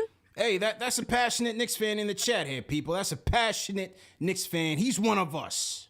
Shout out to Michael in the Discord. Throw a 5 in the chat for Michael. That's what we talking about, Julius. Passion of the Knicks fan base right here. He's a young kid, and he expects excellence. No, Julius, if you're watching, you gotta stop hugging your kid after each game when you don't. Well, that part, we're not gonna condone that part. We're not gonna condone that part. But 95% of the rant was on point. I felt it was on point. Don't hug your kid no more. You gotta pretend he don't exist after the games. Clearly, that makes you a bad person. No. Apologies, but you can't do that anymore. No, like, but you missed a lot of that, Ash. It wasn't about hugging the kid. All right, he jumped out the window a little bit on that one. But for the most part, he was right. You know. About what part? We're not. See, this is the thing. Because these guys are so enthralled and into this social media thing, they are going for the minority that are going against them and that are talking to them greasy and looking at that as a representation of the entire fan base. And that's not correct. CP, so because they're triggered. You, me, and JD can attest to the fact. And if y'all want to be honest about it, be honest about it. If you don't, then don't. That's up to you. You can attest to the fact that when Knicks PR, Ian Begley, and all the other people within Knicks media released the fact that Julius Randle was in health and safety protocols, you can honestly sit here and say that there were more people in those comments being like, oh, I hope he gets better, but this is better for Obi. Yay, Obi. Then there were people being like, oh, finally, we're free of him for a week. Thank God. Come on, don't sit here and lie. I don't because I already expect the buffoonery in those comments, so I don't dwell in that area. That's what I'm saying. But that is part of the fan base. You can't take the good and ignore the bad. But from what I'm saying, from the player standpoint, what I'm saying from a player standpoint, if you in there reading that, then that's on you. You have to understand that haters are gonna come. Forget about a player reading. Now, let's take that out of the equation. Okay. I'm speaking about the emotional imbalance of some people, so that you're okay with the fact that a player on the team that you root for, that you claim to love so much, is in health and safety protocols, and you're celebrating that. That's not an issue for you? That's not, because it's life. You can't control everybody on every platform. This is life in social media. This is the social media era. You're going to find people that are off the cuff, that are flying off the rails, that are sitting behind their computer on their keyboard, anonymous, and go crazy. This is the world we live in. Some of those people who were celebrating him being in health and safety are probably in this chat right now. Very well could be. They very well could be. You can't. But then that goes back to my point that you cannot be upset when a player gives you some of the energy that you feel brazen enough to give them behind a computer screen from the safety of the seat that you paid a ticket for. All I'm saying is, if that's how you want to maneuver, cool. I'm okay with that. But I also don't like the flip-flopping, and then when it's done to you, now it's a problem. Just keep that same energy. That's all I'm asking. That's all I'm asking. I mean, KD might be in this chat. He very well could be. You know what I mean? He very well could be in this thing. The era of burner accounts. Yeah. So. All right, let me see if let's try J Cal again. So to everybody in the chat, once again, hit that thumbs up on Free Squad. J Cal, let's try it again. J Cal going once. He's probably on delay. J Cal. I'm here. Okay. You got me now? Yep, loud and clear. Yep, let's go. All right, listen. Shout out Ash. Shout out JD. Maybe you need to get the grill if we win Saturday. Comes back out. Hey, we might start dusting it off. We might have to. Maybe we dust it off and we get 45 burgers this year. Who knows? Let's go. And we got to address about the standards of New York City, the standards of Madison Square Garden. I was there for all the Patrick Ewing games, for all the Jeremy Lin games, Oak, Mace, everything, Sprewell. I was there in the Garden, up in the Blues, losing my mind. All we expect from players here is effort. This town loved John Starks. He was bagging groceries, and then he was in the NBA Finals. We still love him. Patrick Ewing didn't get the ring. He is a god in New York City. If you look at our starters, they did not bring it this year. It was disgraceful. Disgraziad. They were terrible. They were not interested in playing not only Knicks style of basketball, but NBA quality basketball. And it's our job as the fans. I'm sorry, Ash, but you're wrong on this one. It is our job as the fans to let them know when they play at that lower level. And we did our job here on KnicksFanTV. We wrote Kemba, and then he was player of the week. We wrote Randle and RJ. What happened? Yeah, they JJ from Brooklyn with the RJ hate got him cracking in the last game. Right. We had the Randle and the RJ. They put up a 60-piece together. Yeah. And then, who do we do it to next? Fournier. We said not good enough. Mondo. This is not going to work. You're going to have to get out of town unless you got the bag, but we don't care. You need to put the ball in the basket. That's why you're here. We didn't hire you for your defense. We hired you to put the ball in the basket, to be a three-point specialist, and he set the record tonight. Was it 10 or 11 threes by the end? 10 threes. 10 so threes. He tied J.R. Smith. Mm-hmm. Mission accomplished, Knicks family. Mission accomplished, Knicks Fan TV. Yes, they should be listening to us. Yes, if they're a bunch of millennials and they are soft and they're, snowflakes, then get out of New York. Go play at the Nets where nobody cares. I went to those Knicks games. I went to the playoff games. Nobody cares. They don't care about that team. This is New York City. You play with effort or you don't play here, period. And if KD or, whoever, LeBron, if they don't want to play here, that's fine. We're going to work it out. We're drafting well. Obi wants to be here. Obi wants to play hard. IQ wants to be here. He's playing hard. Yeah. Burks is playing hard. Everybody else seems to be playing hard except for the starters. And you know what? Now they're playing hard, and now we can see what this team is capable of. We should be a top 5 or 6 team. I'm not saying we should be top 4 like last year. We got lucky. Yes, things went our way. But we should be 5, 6, or 7, legitimately, if the starters played like they're getting paid to, and they played some defense. And you know what? This is a potentially season-changing game, period. Well, on the season game changing part, I hope so, man. We look at a lot of these games and hope it is the turning point. I just don't know, man, because we haven't seen the consistency yet from this team. No. I mean, what's the most we've won in terms of win streak this year? 3? I got to check. It was 3 or 4. 3 or 4. I got to check the standings. We just haven't been able to string off, 3 out of 4 and then 4 out of 5. What if we didn't give up those 2 games to Orlando? Right? We should have. Orlando. We gave up 2 games to Orlando, right? Yeah. Like if we didn't give those games up, like we're right in the mix. Yeah. So it's not as dire as we feel it is, but when we see Randle lollygagging, not paying attention, and he's our leader, that is a serious all hands on deck situation. And he needs to know we love him, whether the ball goes in the basket or not, if he puts in the effort. And when he wasn't putting in effort, he needs to know from the fans, from New York City, from his teammates, not acceptable. We're just looking for effort. Is there anybody who's a Knicks fan who cares if we win or lose, as long as we put in the effort and we leave it all out there like every New Yorker does every day when they get out of bed? That's what the city wants. Put in the effort. I'm done. J. Cal on the check-in. Appreciate the call, J. Cal. 3-game win streak 2 times. 3-game win streak twice. Okay. We started 5-1, and then last week. All right. So let's see what happens, man. We still got 3,000 people, and we got the 2,000 likes. So now I'm out of the matrix. And JD's out of the matrix. So good things are happening right now. All right. So I owe the fans a giveaway. So while I get that ready, they're gonna have to earn it. But while I get that ready, we're gonna take a couple more calls before we wrap. Let's go to what happened to my guy at Griselda Records? Where is he at?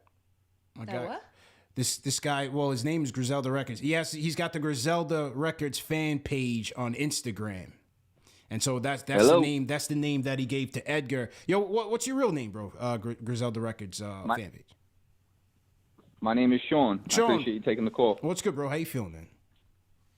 I'm feeling good, man. I'm feeling good. I'll be short and sweet here because I know you got a lot of people waiting. Yeah, rapid fire is the way to be, man. Appreciate it.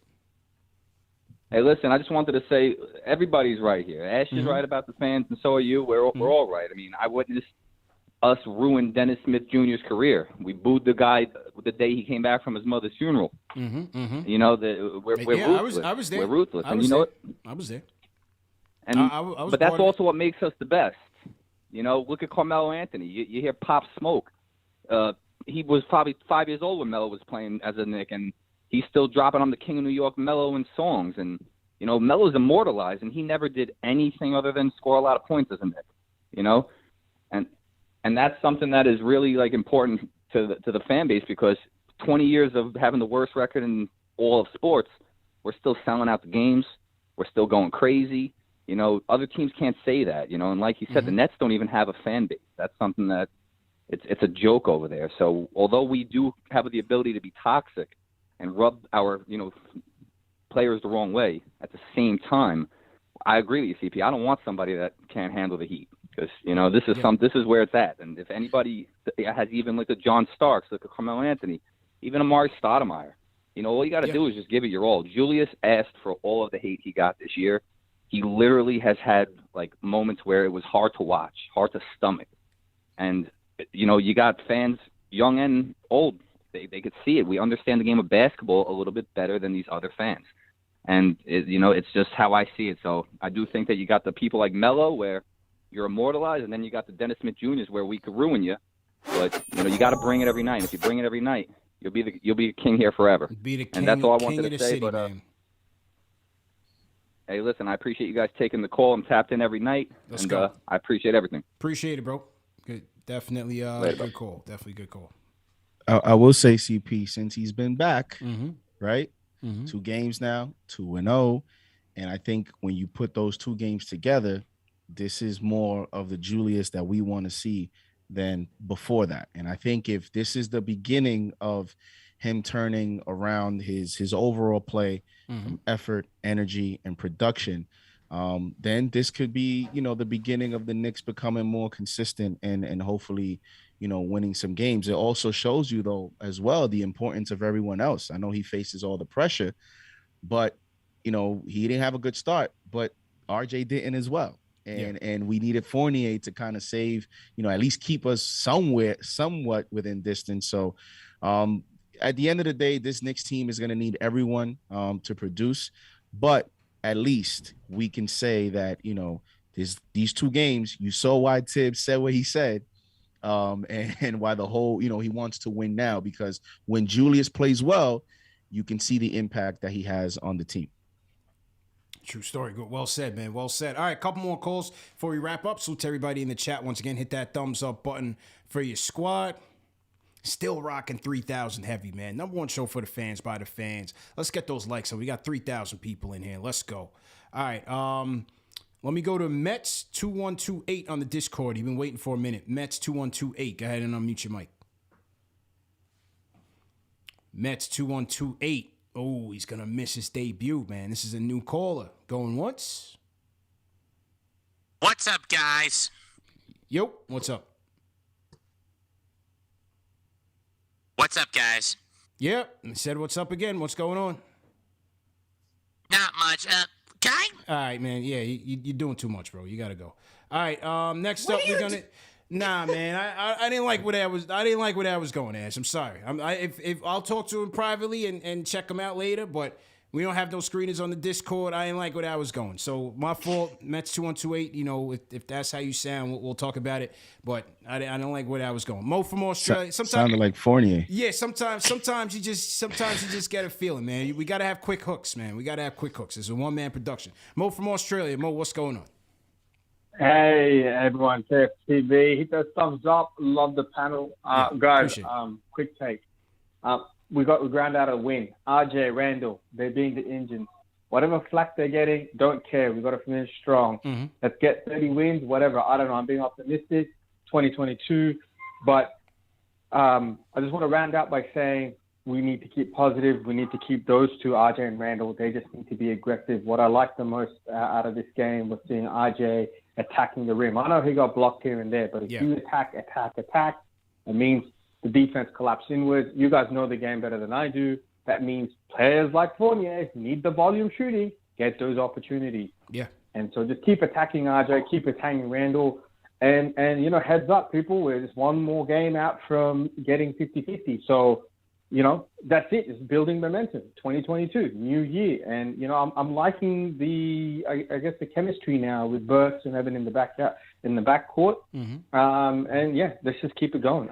Guys, I'm just happy to get the win. Mo, you were the optimist, man. You came through with the optimism last time you called in. So hopefully, we're on a little streak here. Good stuff, man. Thank you, brother. Thank you, all the panel. Have a great day. Appreciate it, Mo. Appreciate it. All right, man. We're going to close off the night with Ron from Baltimore. Ron, what's good, man? What's good, Ron? Hey, man. Hey, Julie, everybody's right. Let me just say this really quick. Julius Randle's he's an emotional player, okay? I just want Julius to be mentally tough. I loved him tonight. I loved his body language tonight in the second half. He was motivated. He was pumping his fist, whether it was to the crowd. That's okay. I'm okay with it. Ash is right. If you're going to give it, you got to take it. And so those fans that wanted, you're a bad fan if you want to say to get COVID, to be on the protocol. Right. That's a bad fan. That's crossing the line. Yes, right. You can't use profanity. You gotta be respectful. Is it okay to do simple booing to get your team back on track because you care about them, because you know there's better, because you know you need this win when the season, you need this game, and to get them back on track? Absolutely. I was at a Knicks game in 2000 in the playoffs. Knicks were down 15. 2000 Game 6 versus the Heat. Check it on YouTube. Team was getting absolutely booed. It motivated them. They were mentally tough. Sprewell and Houston came out in the second half and they handled their business. Can booing negatively impact you? Yes, but it can also positively impact you. And New York is a tough place. We're tough, but if you give the effort, we'll love you. One last thing before I go. Make your free throws. Alec, MJ, Burks, you can't foul there because we're not a great free throw shooting team. I didn't like that foul, MJ. And then the last thing I'll say is this. Okay, so Fournier hits a three to make it 99-98. Tatum gets the and one. It's 101-99. Tibbs calls a timeout because he didn't like what he saw with 14 seconds on the shot clock. Randle misses a wide-open three. Offensive rebound, RJ. RJ, his best assist of the night, alley-oop to Mitch. That tied it. CP, I would have loved them to drove the ball to the basket there, but I did get a Randle open three. So I'm going to give Tibbs a pass. I got an open three. We got the alley-oop. We got to make free throws. MJ Burks can't foul. Randle's our guy, man. Randle's our guy. We got to believe in him. We got to be mentally tough. We can be hard on him, but we got to be fair and respectful. That's all I got. Appreciate it, man. Appreciate the call. Ron from B-More on the check-in. Appreciate that. Good call, man. JD, go ahead, bro. I mean, I was just gonna say, he had a great call. I think we're all right, and everyone's right in their respect because, I understand what Ash is saying, and I think, you saw Randall's reaction to it. I think, it tells you like today's generation of players, they're watching, they're on social media, and they see it, and he was motivated, but that's also a good thing because whatever gets you motivated, if you need the fans to get you motivated, fine. I don't think Knicks fans really care as long as they just want to see the heart and the effort. You see it with, like a guy like McBride, who's a second-round pick, and we haven't seen such a sample size for him for us to even anoint him. But he's known to be a gritty player. We gravitate to that. This fan base in this city does. So I think that for the most part. Now, obviously, as you mentioned, you're always going to have that crowd that's just the burner accounts and the internet people and some real fans that are like that. But it never. Those percentages are never the majority in any market, and so. But I on a side note, because I know this is taking over, I want to give some flowers to Taj Gibson, man.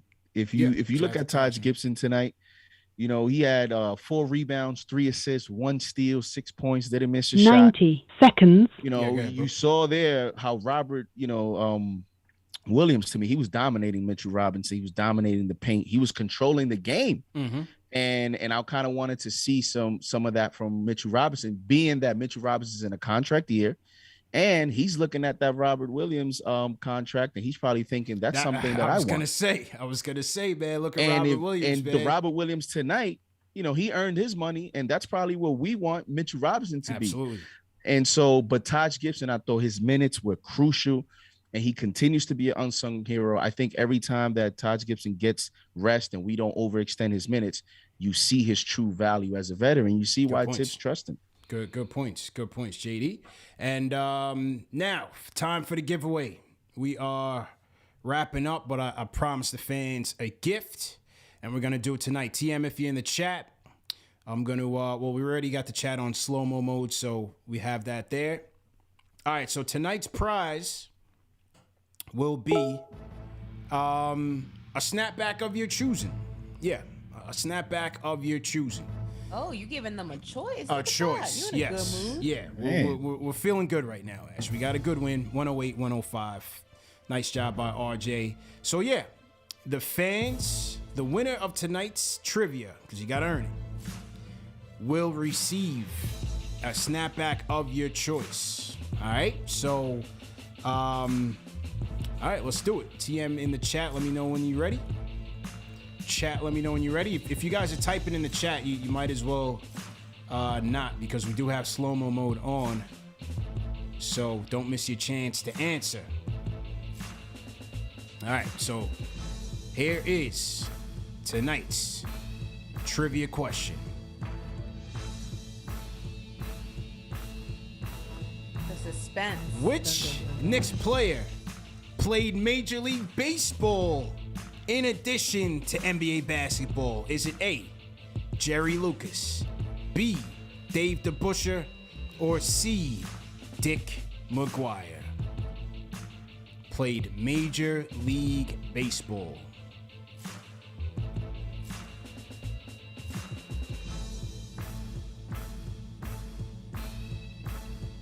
What is it gonna be? People in the chat, let's see. Chat's going crazy right now. Let's see who got it. Major League Baseball. Ash, you want to take a guess? I think it's B. You think it's Dave DeBusschere? Yeah, I think it's B, but McGuire does sound like a baseball last name. I'm gonna go with B. you think he's related to Mark McGuire? Yeah, I'm gonna go with B though. I do think it's B for real. All right, JD, your answer, please. I think Ash is gonna be right. I think it's gonna be Dave DeBusschere. All right. And looking at the chat, the person that if I think it's the person that I think it is, didn't he play for like Chicago or Cincinnati, like one of those teams in that area? Like, interesting. You're getting warm. You're getting warm. Because the answer is B. Dave DeBusschere. Did he play for the White Sox? The Chicago White Sox, Ash. Very good. Very good. Chicago White Sox. Shout out to Dave DeBusschere. Rest in peace to a legend, a member of the 71 and 73 championship Knicks team. He was a player coach for the Detroit Pistons and also was a pitcher for the Chicago White Sox. They don't make them like that anymore. My man was smoking bogeys in the dugout. Nah. Yeah, for real. No, that's they used to go in back then. Yeah, they used to go in. Man. They would go in the locker room in basketball, be smoking cigarettes in the back at halftime. Yeah. I mean, good job. You know. Yeah, good job.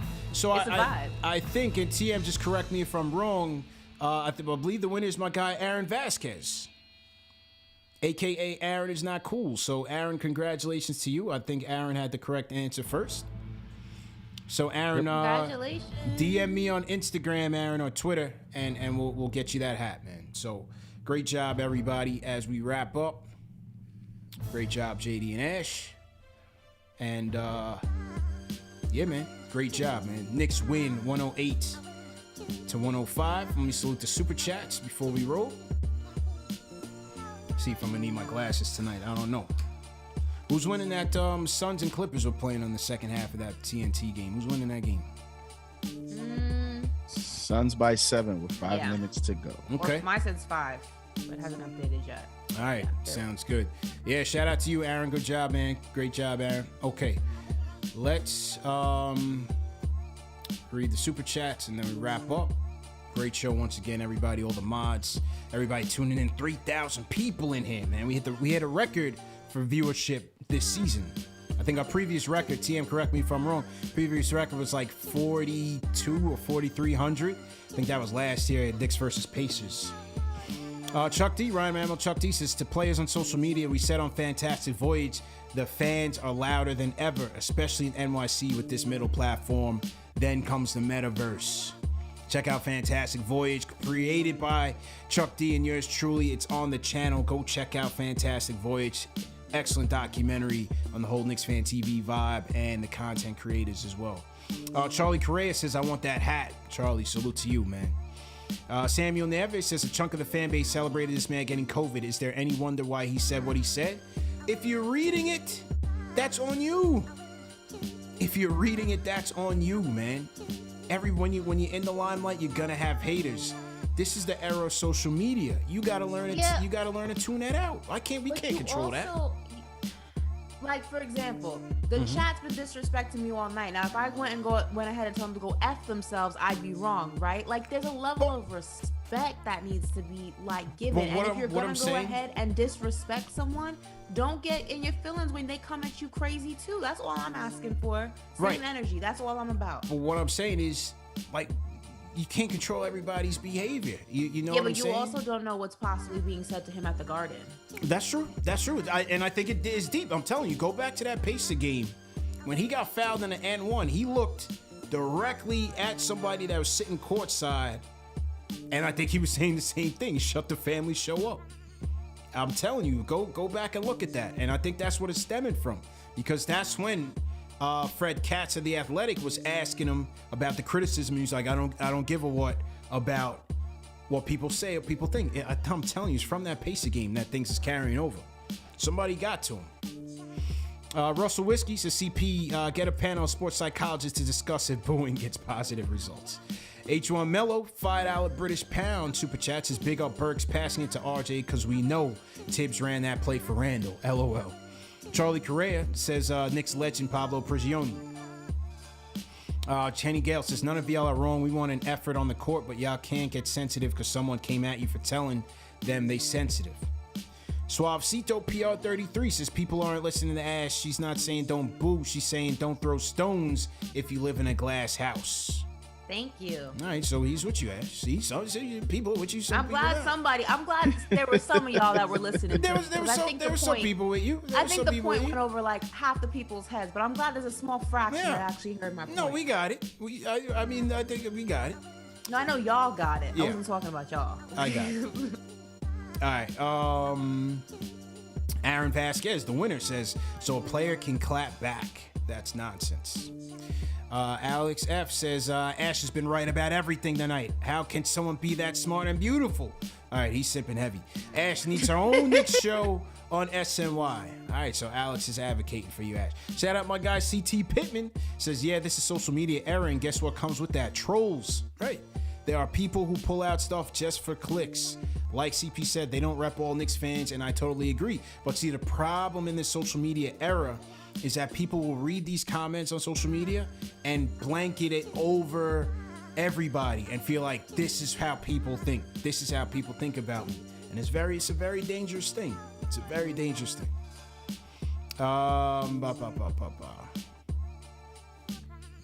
Charlie Correa, appreciate it. Says Blade Penderhughes, he says the way JR has been acting, he said, what the F? Y'all talking about this man is my ish. I hope he has the mental capacity to keep up with beefing with the fans. I don't know, man. Okay. Shout out to the Knicks corner. Danny B says, what up, CP? Big comeback, big energy. We've been saying we need consistency. Have we finally been seeing a leaf turn? Stay up. I hope so, man. I don't know, man. You know, we keep thinking it, but until we see it, you know, TBD. A 9-5 Bully says, Knicks fans go easy. Come sit in the bleacher creatures at Yankee Stadium. Still got my Howard Algerley jersey. Sat through 15 to 25 win seasons. Hashtag been here. Shout out to John. He says, we might boo, but the difference between us and the fans is we pack the arena through thick and thin. No greater sign of support than that. The most valuable team in the league. We're in there every night. Yeah, a lot of it is corporate, a lot of it is tourists too, but you still got the diehards. You know what I'm saying? Let's keep it real. You know what I mean? Why'd you put that disclaimer at the bottom of the statement? Yeah. I mean, I'm just going to keep it real. You know, you do have your corporates, your suits, and then you do have your people who don't care they don't even know who's playing. They just want to be at Madison Square Garden, but you still have your diehards as well. So it is a packed house. Soup 5142 says Knicks fans gave Julius a standing ovation when he choked it out versus the Hawks. They loved his effort. His laziness gets booed this year. Young Kobe, $10 super chat says, you get what you give at the Garden. You play like ish, you get booed, period. This ain't the city for that. Shout out my guy Steve Verner, $10 super chat says, if you're playing like trash, you got to be able to handle criticism. Fans can handle Randle telling them to shut the family show up because we want you to handle business on the court. That's all that matters. I gotta take out the glasses, JD. Oh, God. There we go. Got There the we go. specs Oh, out. we got the specs on, baby. 2020 vision. We back. 9-5 Bully says, Derek Jeter, Mariano Rivera, Eli all got booed. He says, I buy jerseys, I buy tickets, spend hours watching, going to boo all I want. This is New York. Danny Martinez just got home from MSG. I've never experienced anything like this before. This is up there with Trent Tucker 3 and the LJ 4-point play. Salute. And how about the Fournier 4-point play, JD? In all the hysteria, man. Fournier was really in his bag, man. Forgot about that 4-point play that he hit late in the fourth. The step back. We talked about that. He had everything. Fournier was in his bag, man. Fournier was in his bag. Charlie Correa, he says, we want control the fans. We just want to see effort. We can't control the fans. We just want to see effort. Well, we'll let you know we reward effort. NY Cat says, I was at the game. I didn't nobody boo at 94-92. The Garden was rocking. We booed early in the third quarter. So there that is. Appreciate that, NY Cat, for the clarification. Russell Reed says, Boston, Philly, Chicago, where I live, boo as well. They have won championships. Fans cheer, fans boo. Part of sports, part of the contract. Brandon Guest says, how we know it wasn't Boston fans booing Julius? Well, based on the media, it was our own. According to him, I don't know. Shells Heavy says, you either die a hero or you live long enough to see yourself become the villain. Hashtag Gotham City. Well said, Shells. Well said. Perfect. Paul Robinson says the booing literally made them play harder. Any star that doesn't want to come here because of the pressure would not rise to the pressure of the playoffs. We want chips. CDJD, salute Ash. Soup 5142 says Randle taken away from a great win. Ash talking softness. Mariano and Jeter got booed in New York. Eli got booed. Randle coming across as soft. Charlie Correa says, we got that. Appreciate Charlie. Chad James says, who cares if he gave the fans a thumb down and said that he played great and won. Hoodies Vintage says, Glass, great finish. No more Fournier slander shall be tolerated. Bum-ass Bullock could never. To CP's point, these new players are soft. Fans gonna fan. Was that a Birder? Was that your Birder account super chat? Yeah, right. Shout out to Alex F. He says, we got to add DeMarcus Cousins or Mike Muscala as a stretch 5, take a run at the playoffs. Ash is gorgeous. All right, so Alex with two super chats. Wait, y'all remember when I wanted Boogie last season? Yeah. And everyone made fun of me? Somebody DM'd me about that this morning. This morning I woke up like 8 o'clock in the morning. I wake up to like a tag on Instagram under some news that Boogie was cut. Somebody was like, at KnicksFanTV. But don't y'all remember last season when Mitchell Robinson was out?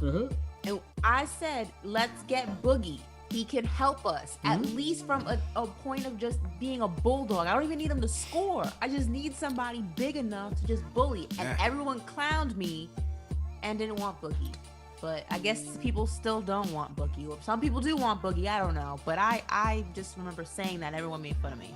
Yeah, he'll definitely tell fans to shut down. Boogie don't care. Boogie no, but you know mind. the difference is Boogie will hurt your feelings. Yeah, he will not mind. He will not mind. Where are we here? Somebody said, shout out to Eric Horn. Does anyone remember when Gerald Wilkins gave the Garden the finger when they said, don't shoot back in the 80s? You have to have tough skin. Shout out to John. Says, we might boo, but the difference between us and other fans is we pack the arena through thick and thin. No greater sign of support than that. Oh, I did get that one. Shout out to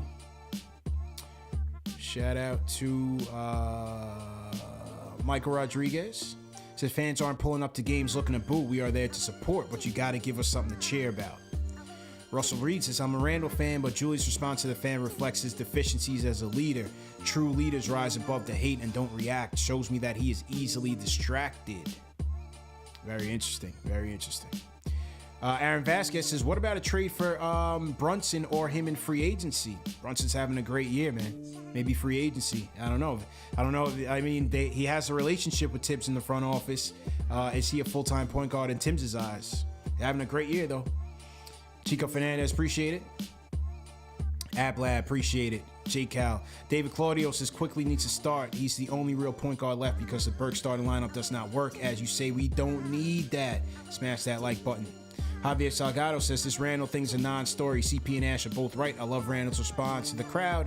He's embracing that NY culture and attitude. Pistol Pete 79 says never off day in New York. We New Yorkers work extremely hard for our living. We give it 100 every work day. We expect our athletes to do the same. Give it your all. Hits over hype says Randle way out of pocket tonight. Dude has become comically unlikable. RJ would never. Charlie also says also love seeing the team show good body language and camaraderie. You dig says Mets thumbs down fans at Citi Field. Work for us tonight. Bing bong. Mikey G, appreciate it. Paul Quick says Ash is selling Knicks fans short. Knicks fans don't respect the lack of effort. Randle butthurt because he hasn't given the effort we respect. Charlie Craig says these are professionals. They get paid the big bucks to be able to play through distractions even if Knicks fans can get mean. Okay. Young Kobe says, Randle, if you can't handle it, this ain't the city for you. Sorry, not sorry. Cassius Clay says, can't expect a Cowboy fan to understand New York fan support. We cheer for the effort. We boo the effort. We boo when the effort isn't so simple. First of all, sir, I'm from New York. Shout out to Brookdale Hospital, the hospital that birthed me. All my fellow Brookdale people. Throw Brookdale in the chat real quick. And also the Cowboys in the playoffs. I can't say the same about the Giants. So you, sir, can go play in traffic. Next. I didn't hear that response. But shout out to everybody born in Brookdale Hospital. Great place. Okay. Carlo Hendricks says, I'm with Drew. He's not sensitive. Players hear more about the fans' feelings on social media, whether they try to avoid it or not.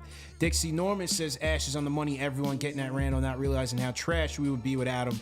I got no hard feelings. Some fans deserve it. Andreas Cristobal says, shout out to the best Knicks podcast and best basketball podcast in the world. What a game from our squad, especially from the French Prince and Bully Randle. Keep up the good work. Paul Robinson says, so Julius watches the show. Julius hit open shots. Yeah, to my knowledge, he does. Not a fan, but hey, it is what it is. Kyle Chin says, I would call in tonight, but I know everyone want to call. Shout out everyone in that Discord thread was lit. Go New York, go.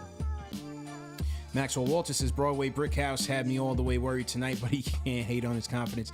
Game ball got to go to Evan if he can only replicate that against other teams. Ayub Maitan says we have the best free throw shooter in NBA. In NBA, crazy. We have the best free throw shooter in the NBA, crazy. Okay. Aaron Vasquez again says, CP, I told you we need to treat Randle like he's on the road. I love the thumbs down. NY fans have to get as good as they give. Jalen PM says, has SVG always been this annoying on TV? And hit that like button for you boys. Brandon Guest, speaking of point guard, how do y'all feel about Jalen Brunson? Definitely spoke on it. He's having a great year. Jamaican Queen says, shout out to the NBA for finally not having Reggie call a game. Ty, appreciate it. Chuck, appreciate it. King Matthews, W game, totally one of our best games this season for sure. And last time the Knicks hit a game winner was Henny God. Christopher Ashley says, great win for the Knicks. Evan goes wild when he sees green.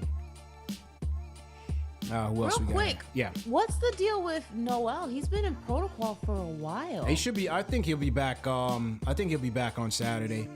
He's out of it, and they said he was conditioned. He was questionable tonight, so he should be good to go by Saturday. So he's out of protocol, or he's still... He's out of protocol. Yeah. Oh, I was worried about him for a second. I was like, he's been in protocol for a minute. Yeah, he's out of it and conditioning, so he should be good by Saturday, I would assume. That knee, he needs like 5 games. Yeah, conditioning. Right. His knee's probably really messed up. Junior Caroma says, did y'all see how hyped Julius was in the game, talking to the crowd? Love to see it because it was such an emotional game, and Jules is our star. Richard Morgan, I got that. Eddie SFL, so did Randle really pull a Baez and boo the fans? Hopefully that's not what he did. Great win, great job, CP, Ash, and JD. Favorite post-game show. Juan Sinclair says RJ got to trust his skill set and know what he's seeing from the defense to react to. Use his mid-range game more when it presents itself. Louis Corpeno says Jason Tatum pushed off for RJ on the shot to tie the game. Yeah, you're not going to get that call in crunch time. So he did travel also. Just Jason Tatum did travel. Just want to put that out there. So as far as I'm concerned, RJ's game winner was a basketball gods given karma. Okay. Paul Quick says, absent the lucky fling, RJ had a terrible game on both ends. Thank God for Quickly, who was dynamic tonight. Paul Robinson says, Batman Barrett to the world. P.S. This is the first time I saw Julius from last year all year. Hungry and big up Evan. He's a microwave and a freezer. Who else? JR says, really a hard stop and I loved it. Great win. Knicks Galaxy, let's go Knicks. Com3 NYC says, fan equals fanatic, which requires enthusiasm, enjoyment. If you're not enthused, you're not a fanatic. You're an emotional wreck. Go get help. Let's go Knicks. Freak NY, got you. Nelson Hernandez, Evan Fournier is a Celtic killer. We got to find a way to get him to see Celtic green every game. RJ Barrett with the game winner in Tatum's face. All right, and that is the show. Salute to everybody once again. Thanks for tuning in. Remember, this show's presented by Prize Picks. Go to prizepicks.com, enter promo code KFTV for 100% match on your deposit of up to $100. Also, check us out, manscaped.com, promo code KFTV for 20% off plus free shipping. Great show, everybody. Remember, this show is also available in audio podcast format, all the major podcast platforms. Go to KnicksFanTV.com for the links to tonight's show on podcast format. And that's the show, man. We will see you Saturday. Back at it. Return match against Boston. Number one show for the fans by the fans. Knicks Fan TV. We are out of here. Great show. Peace.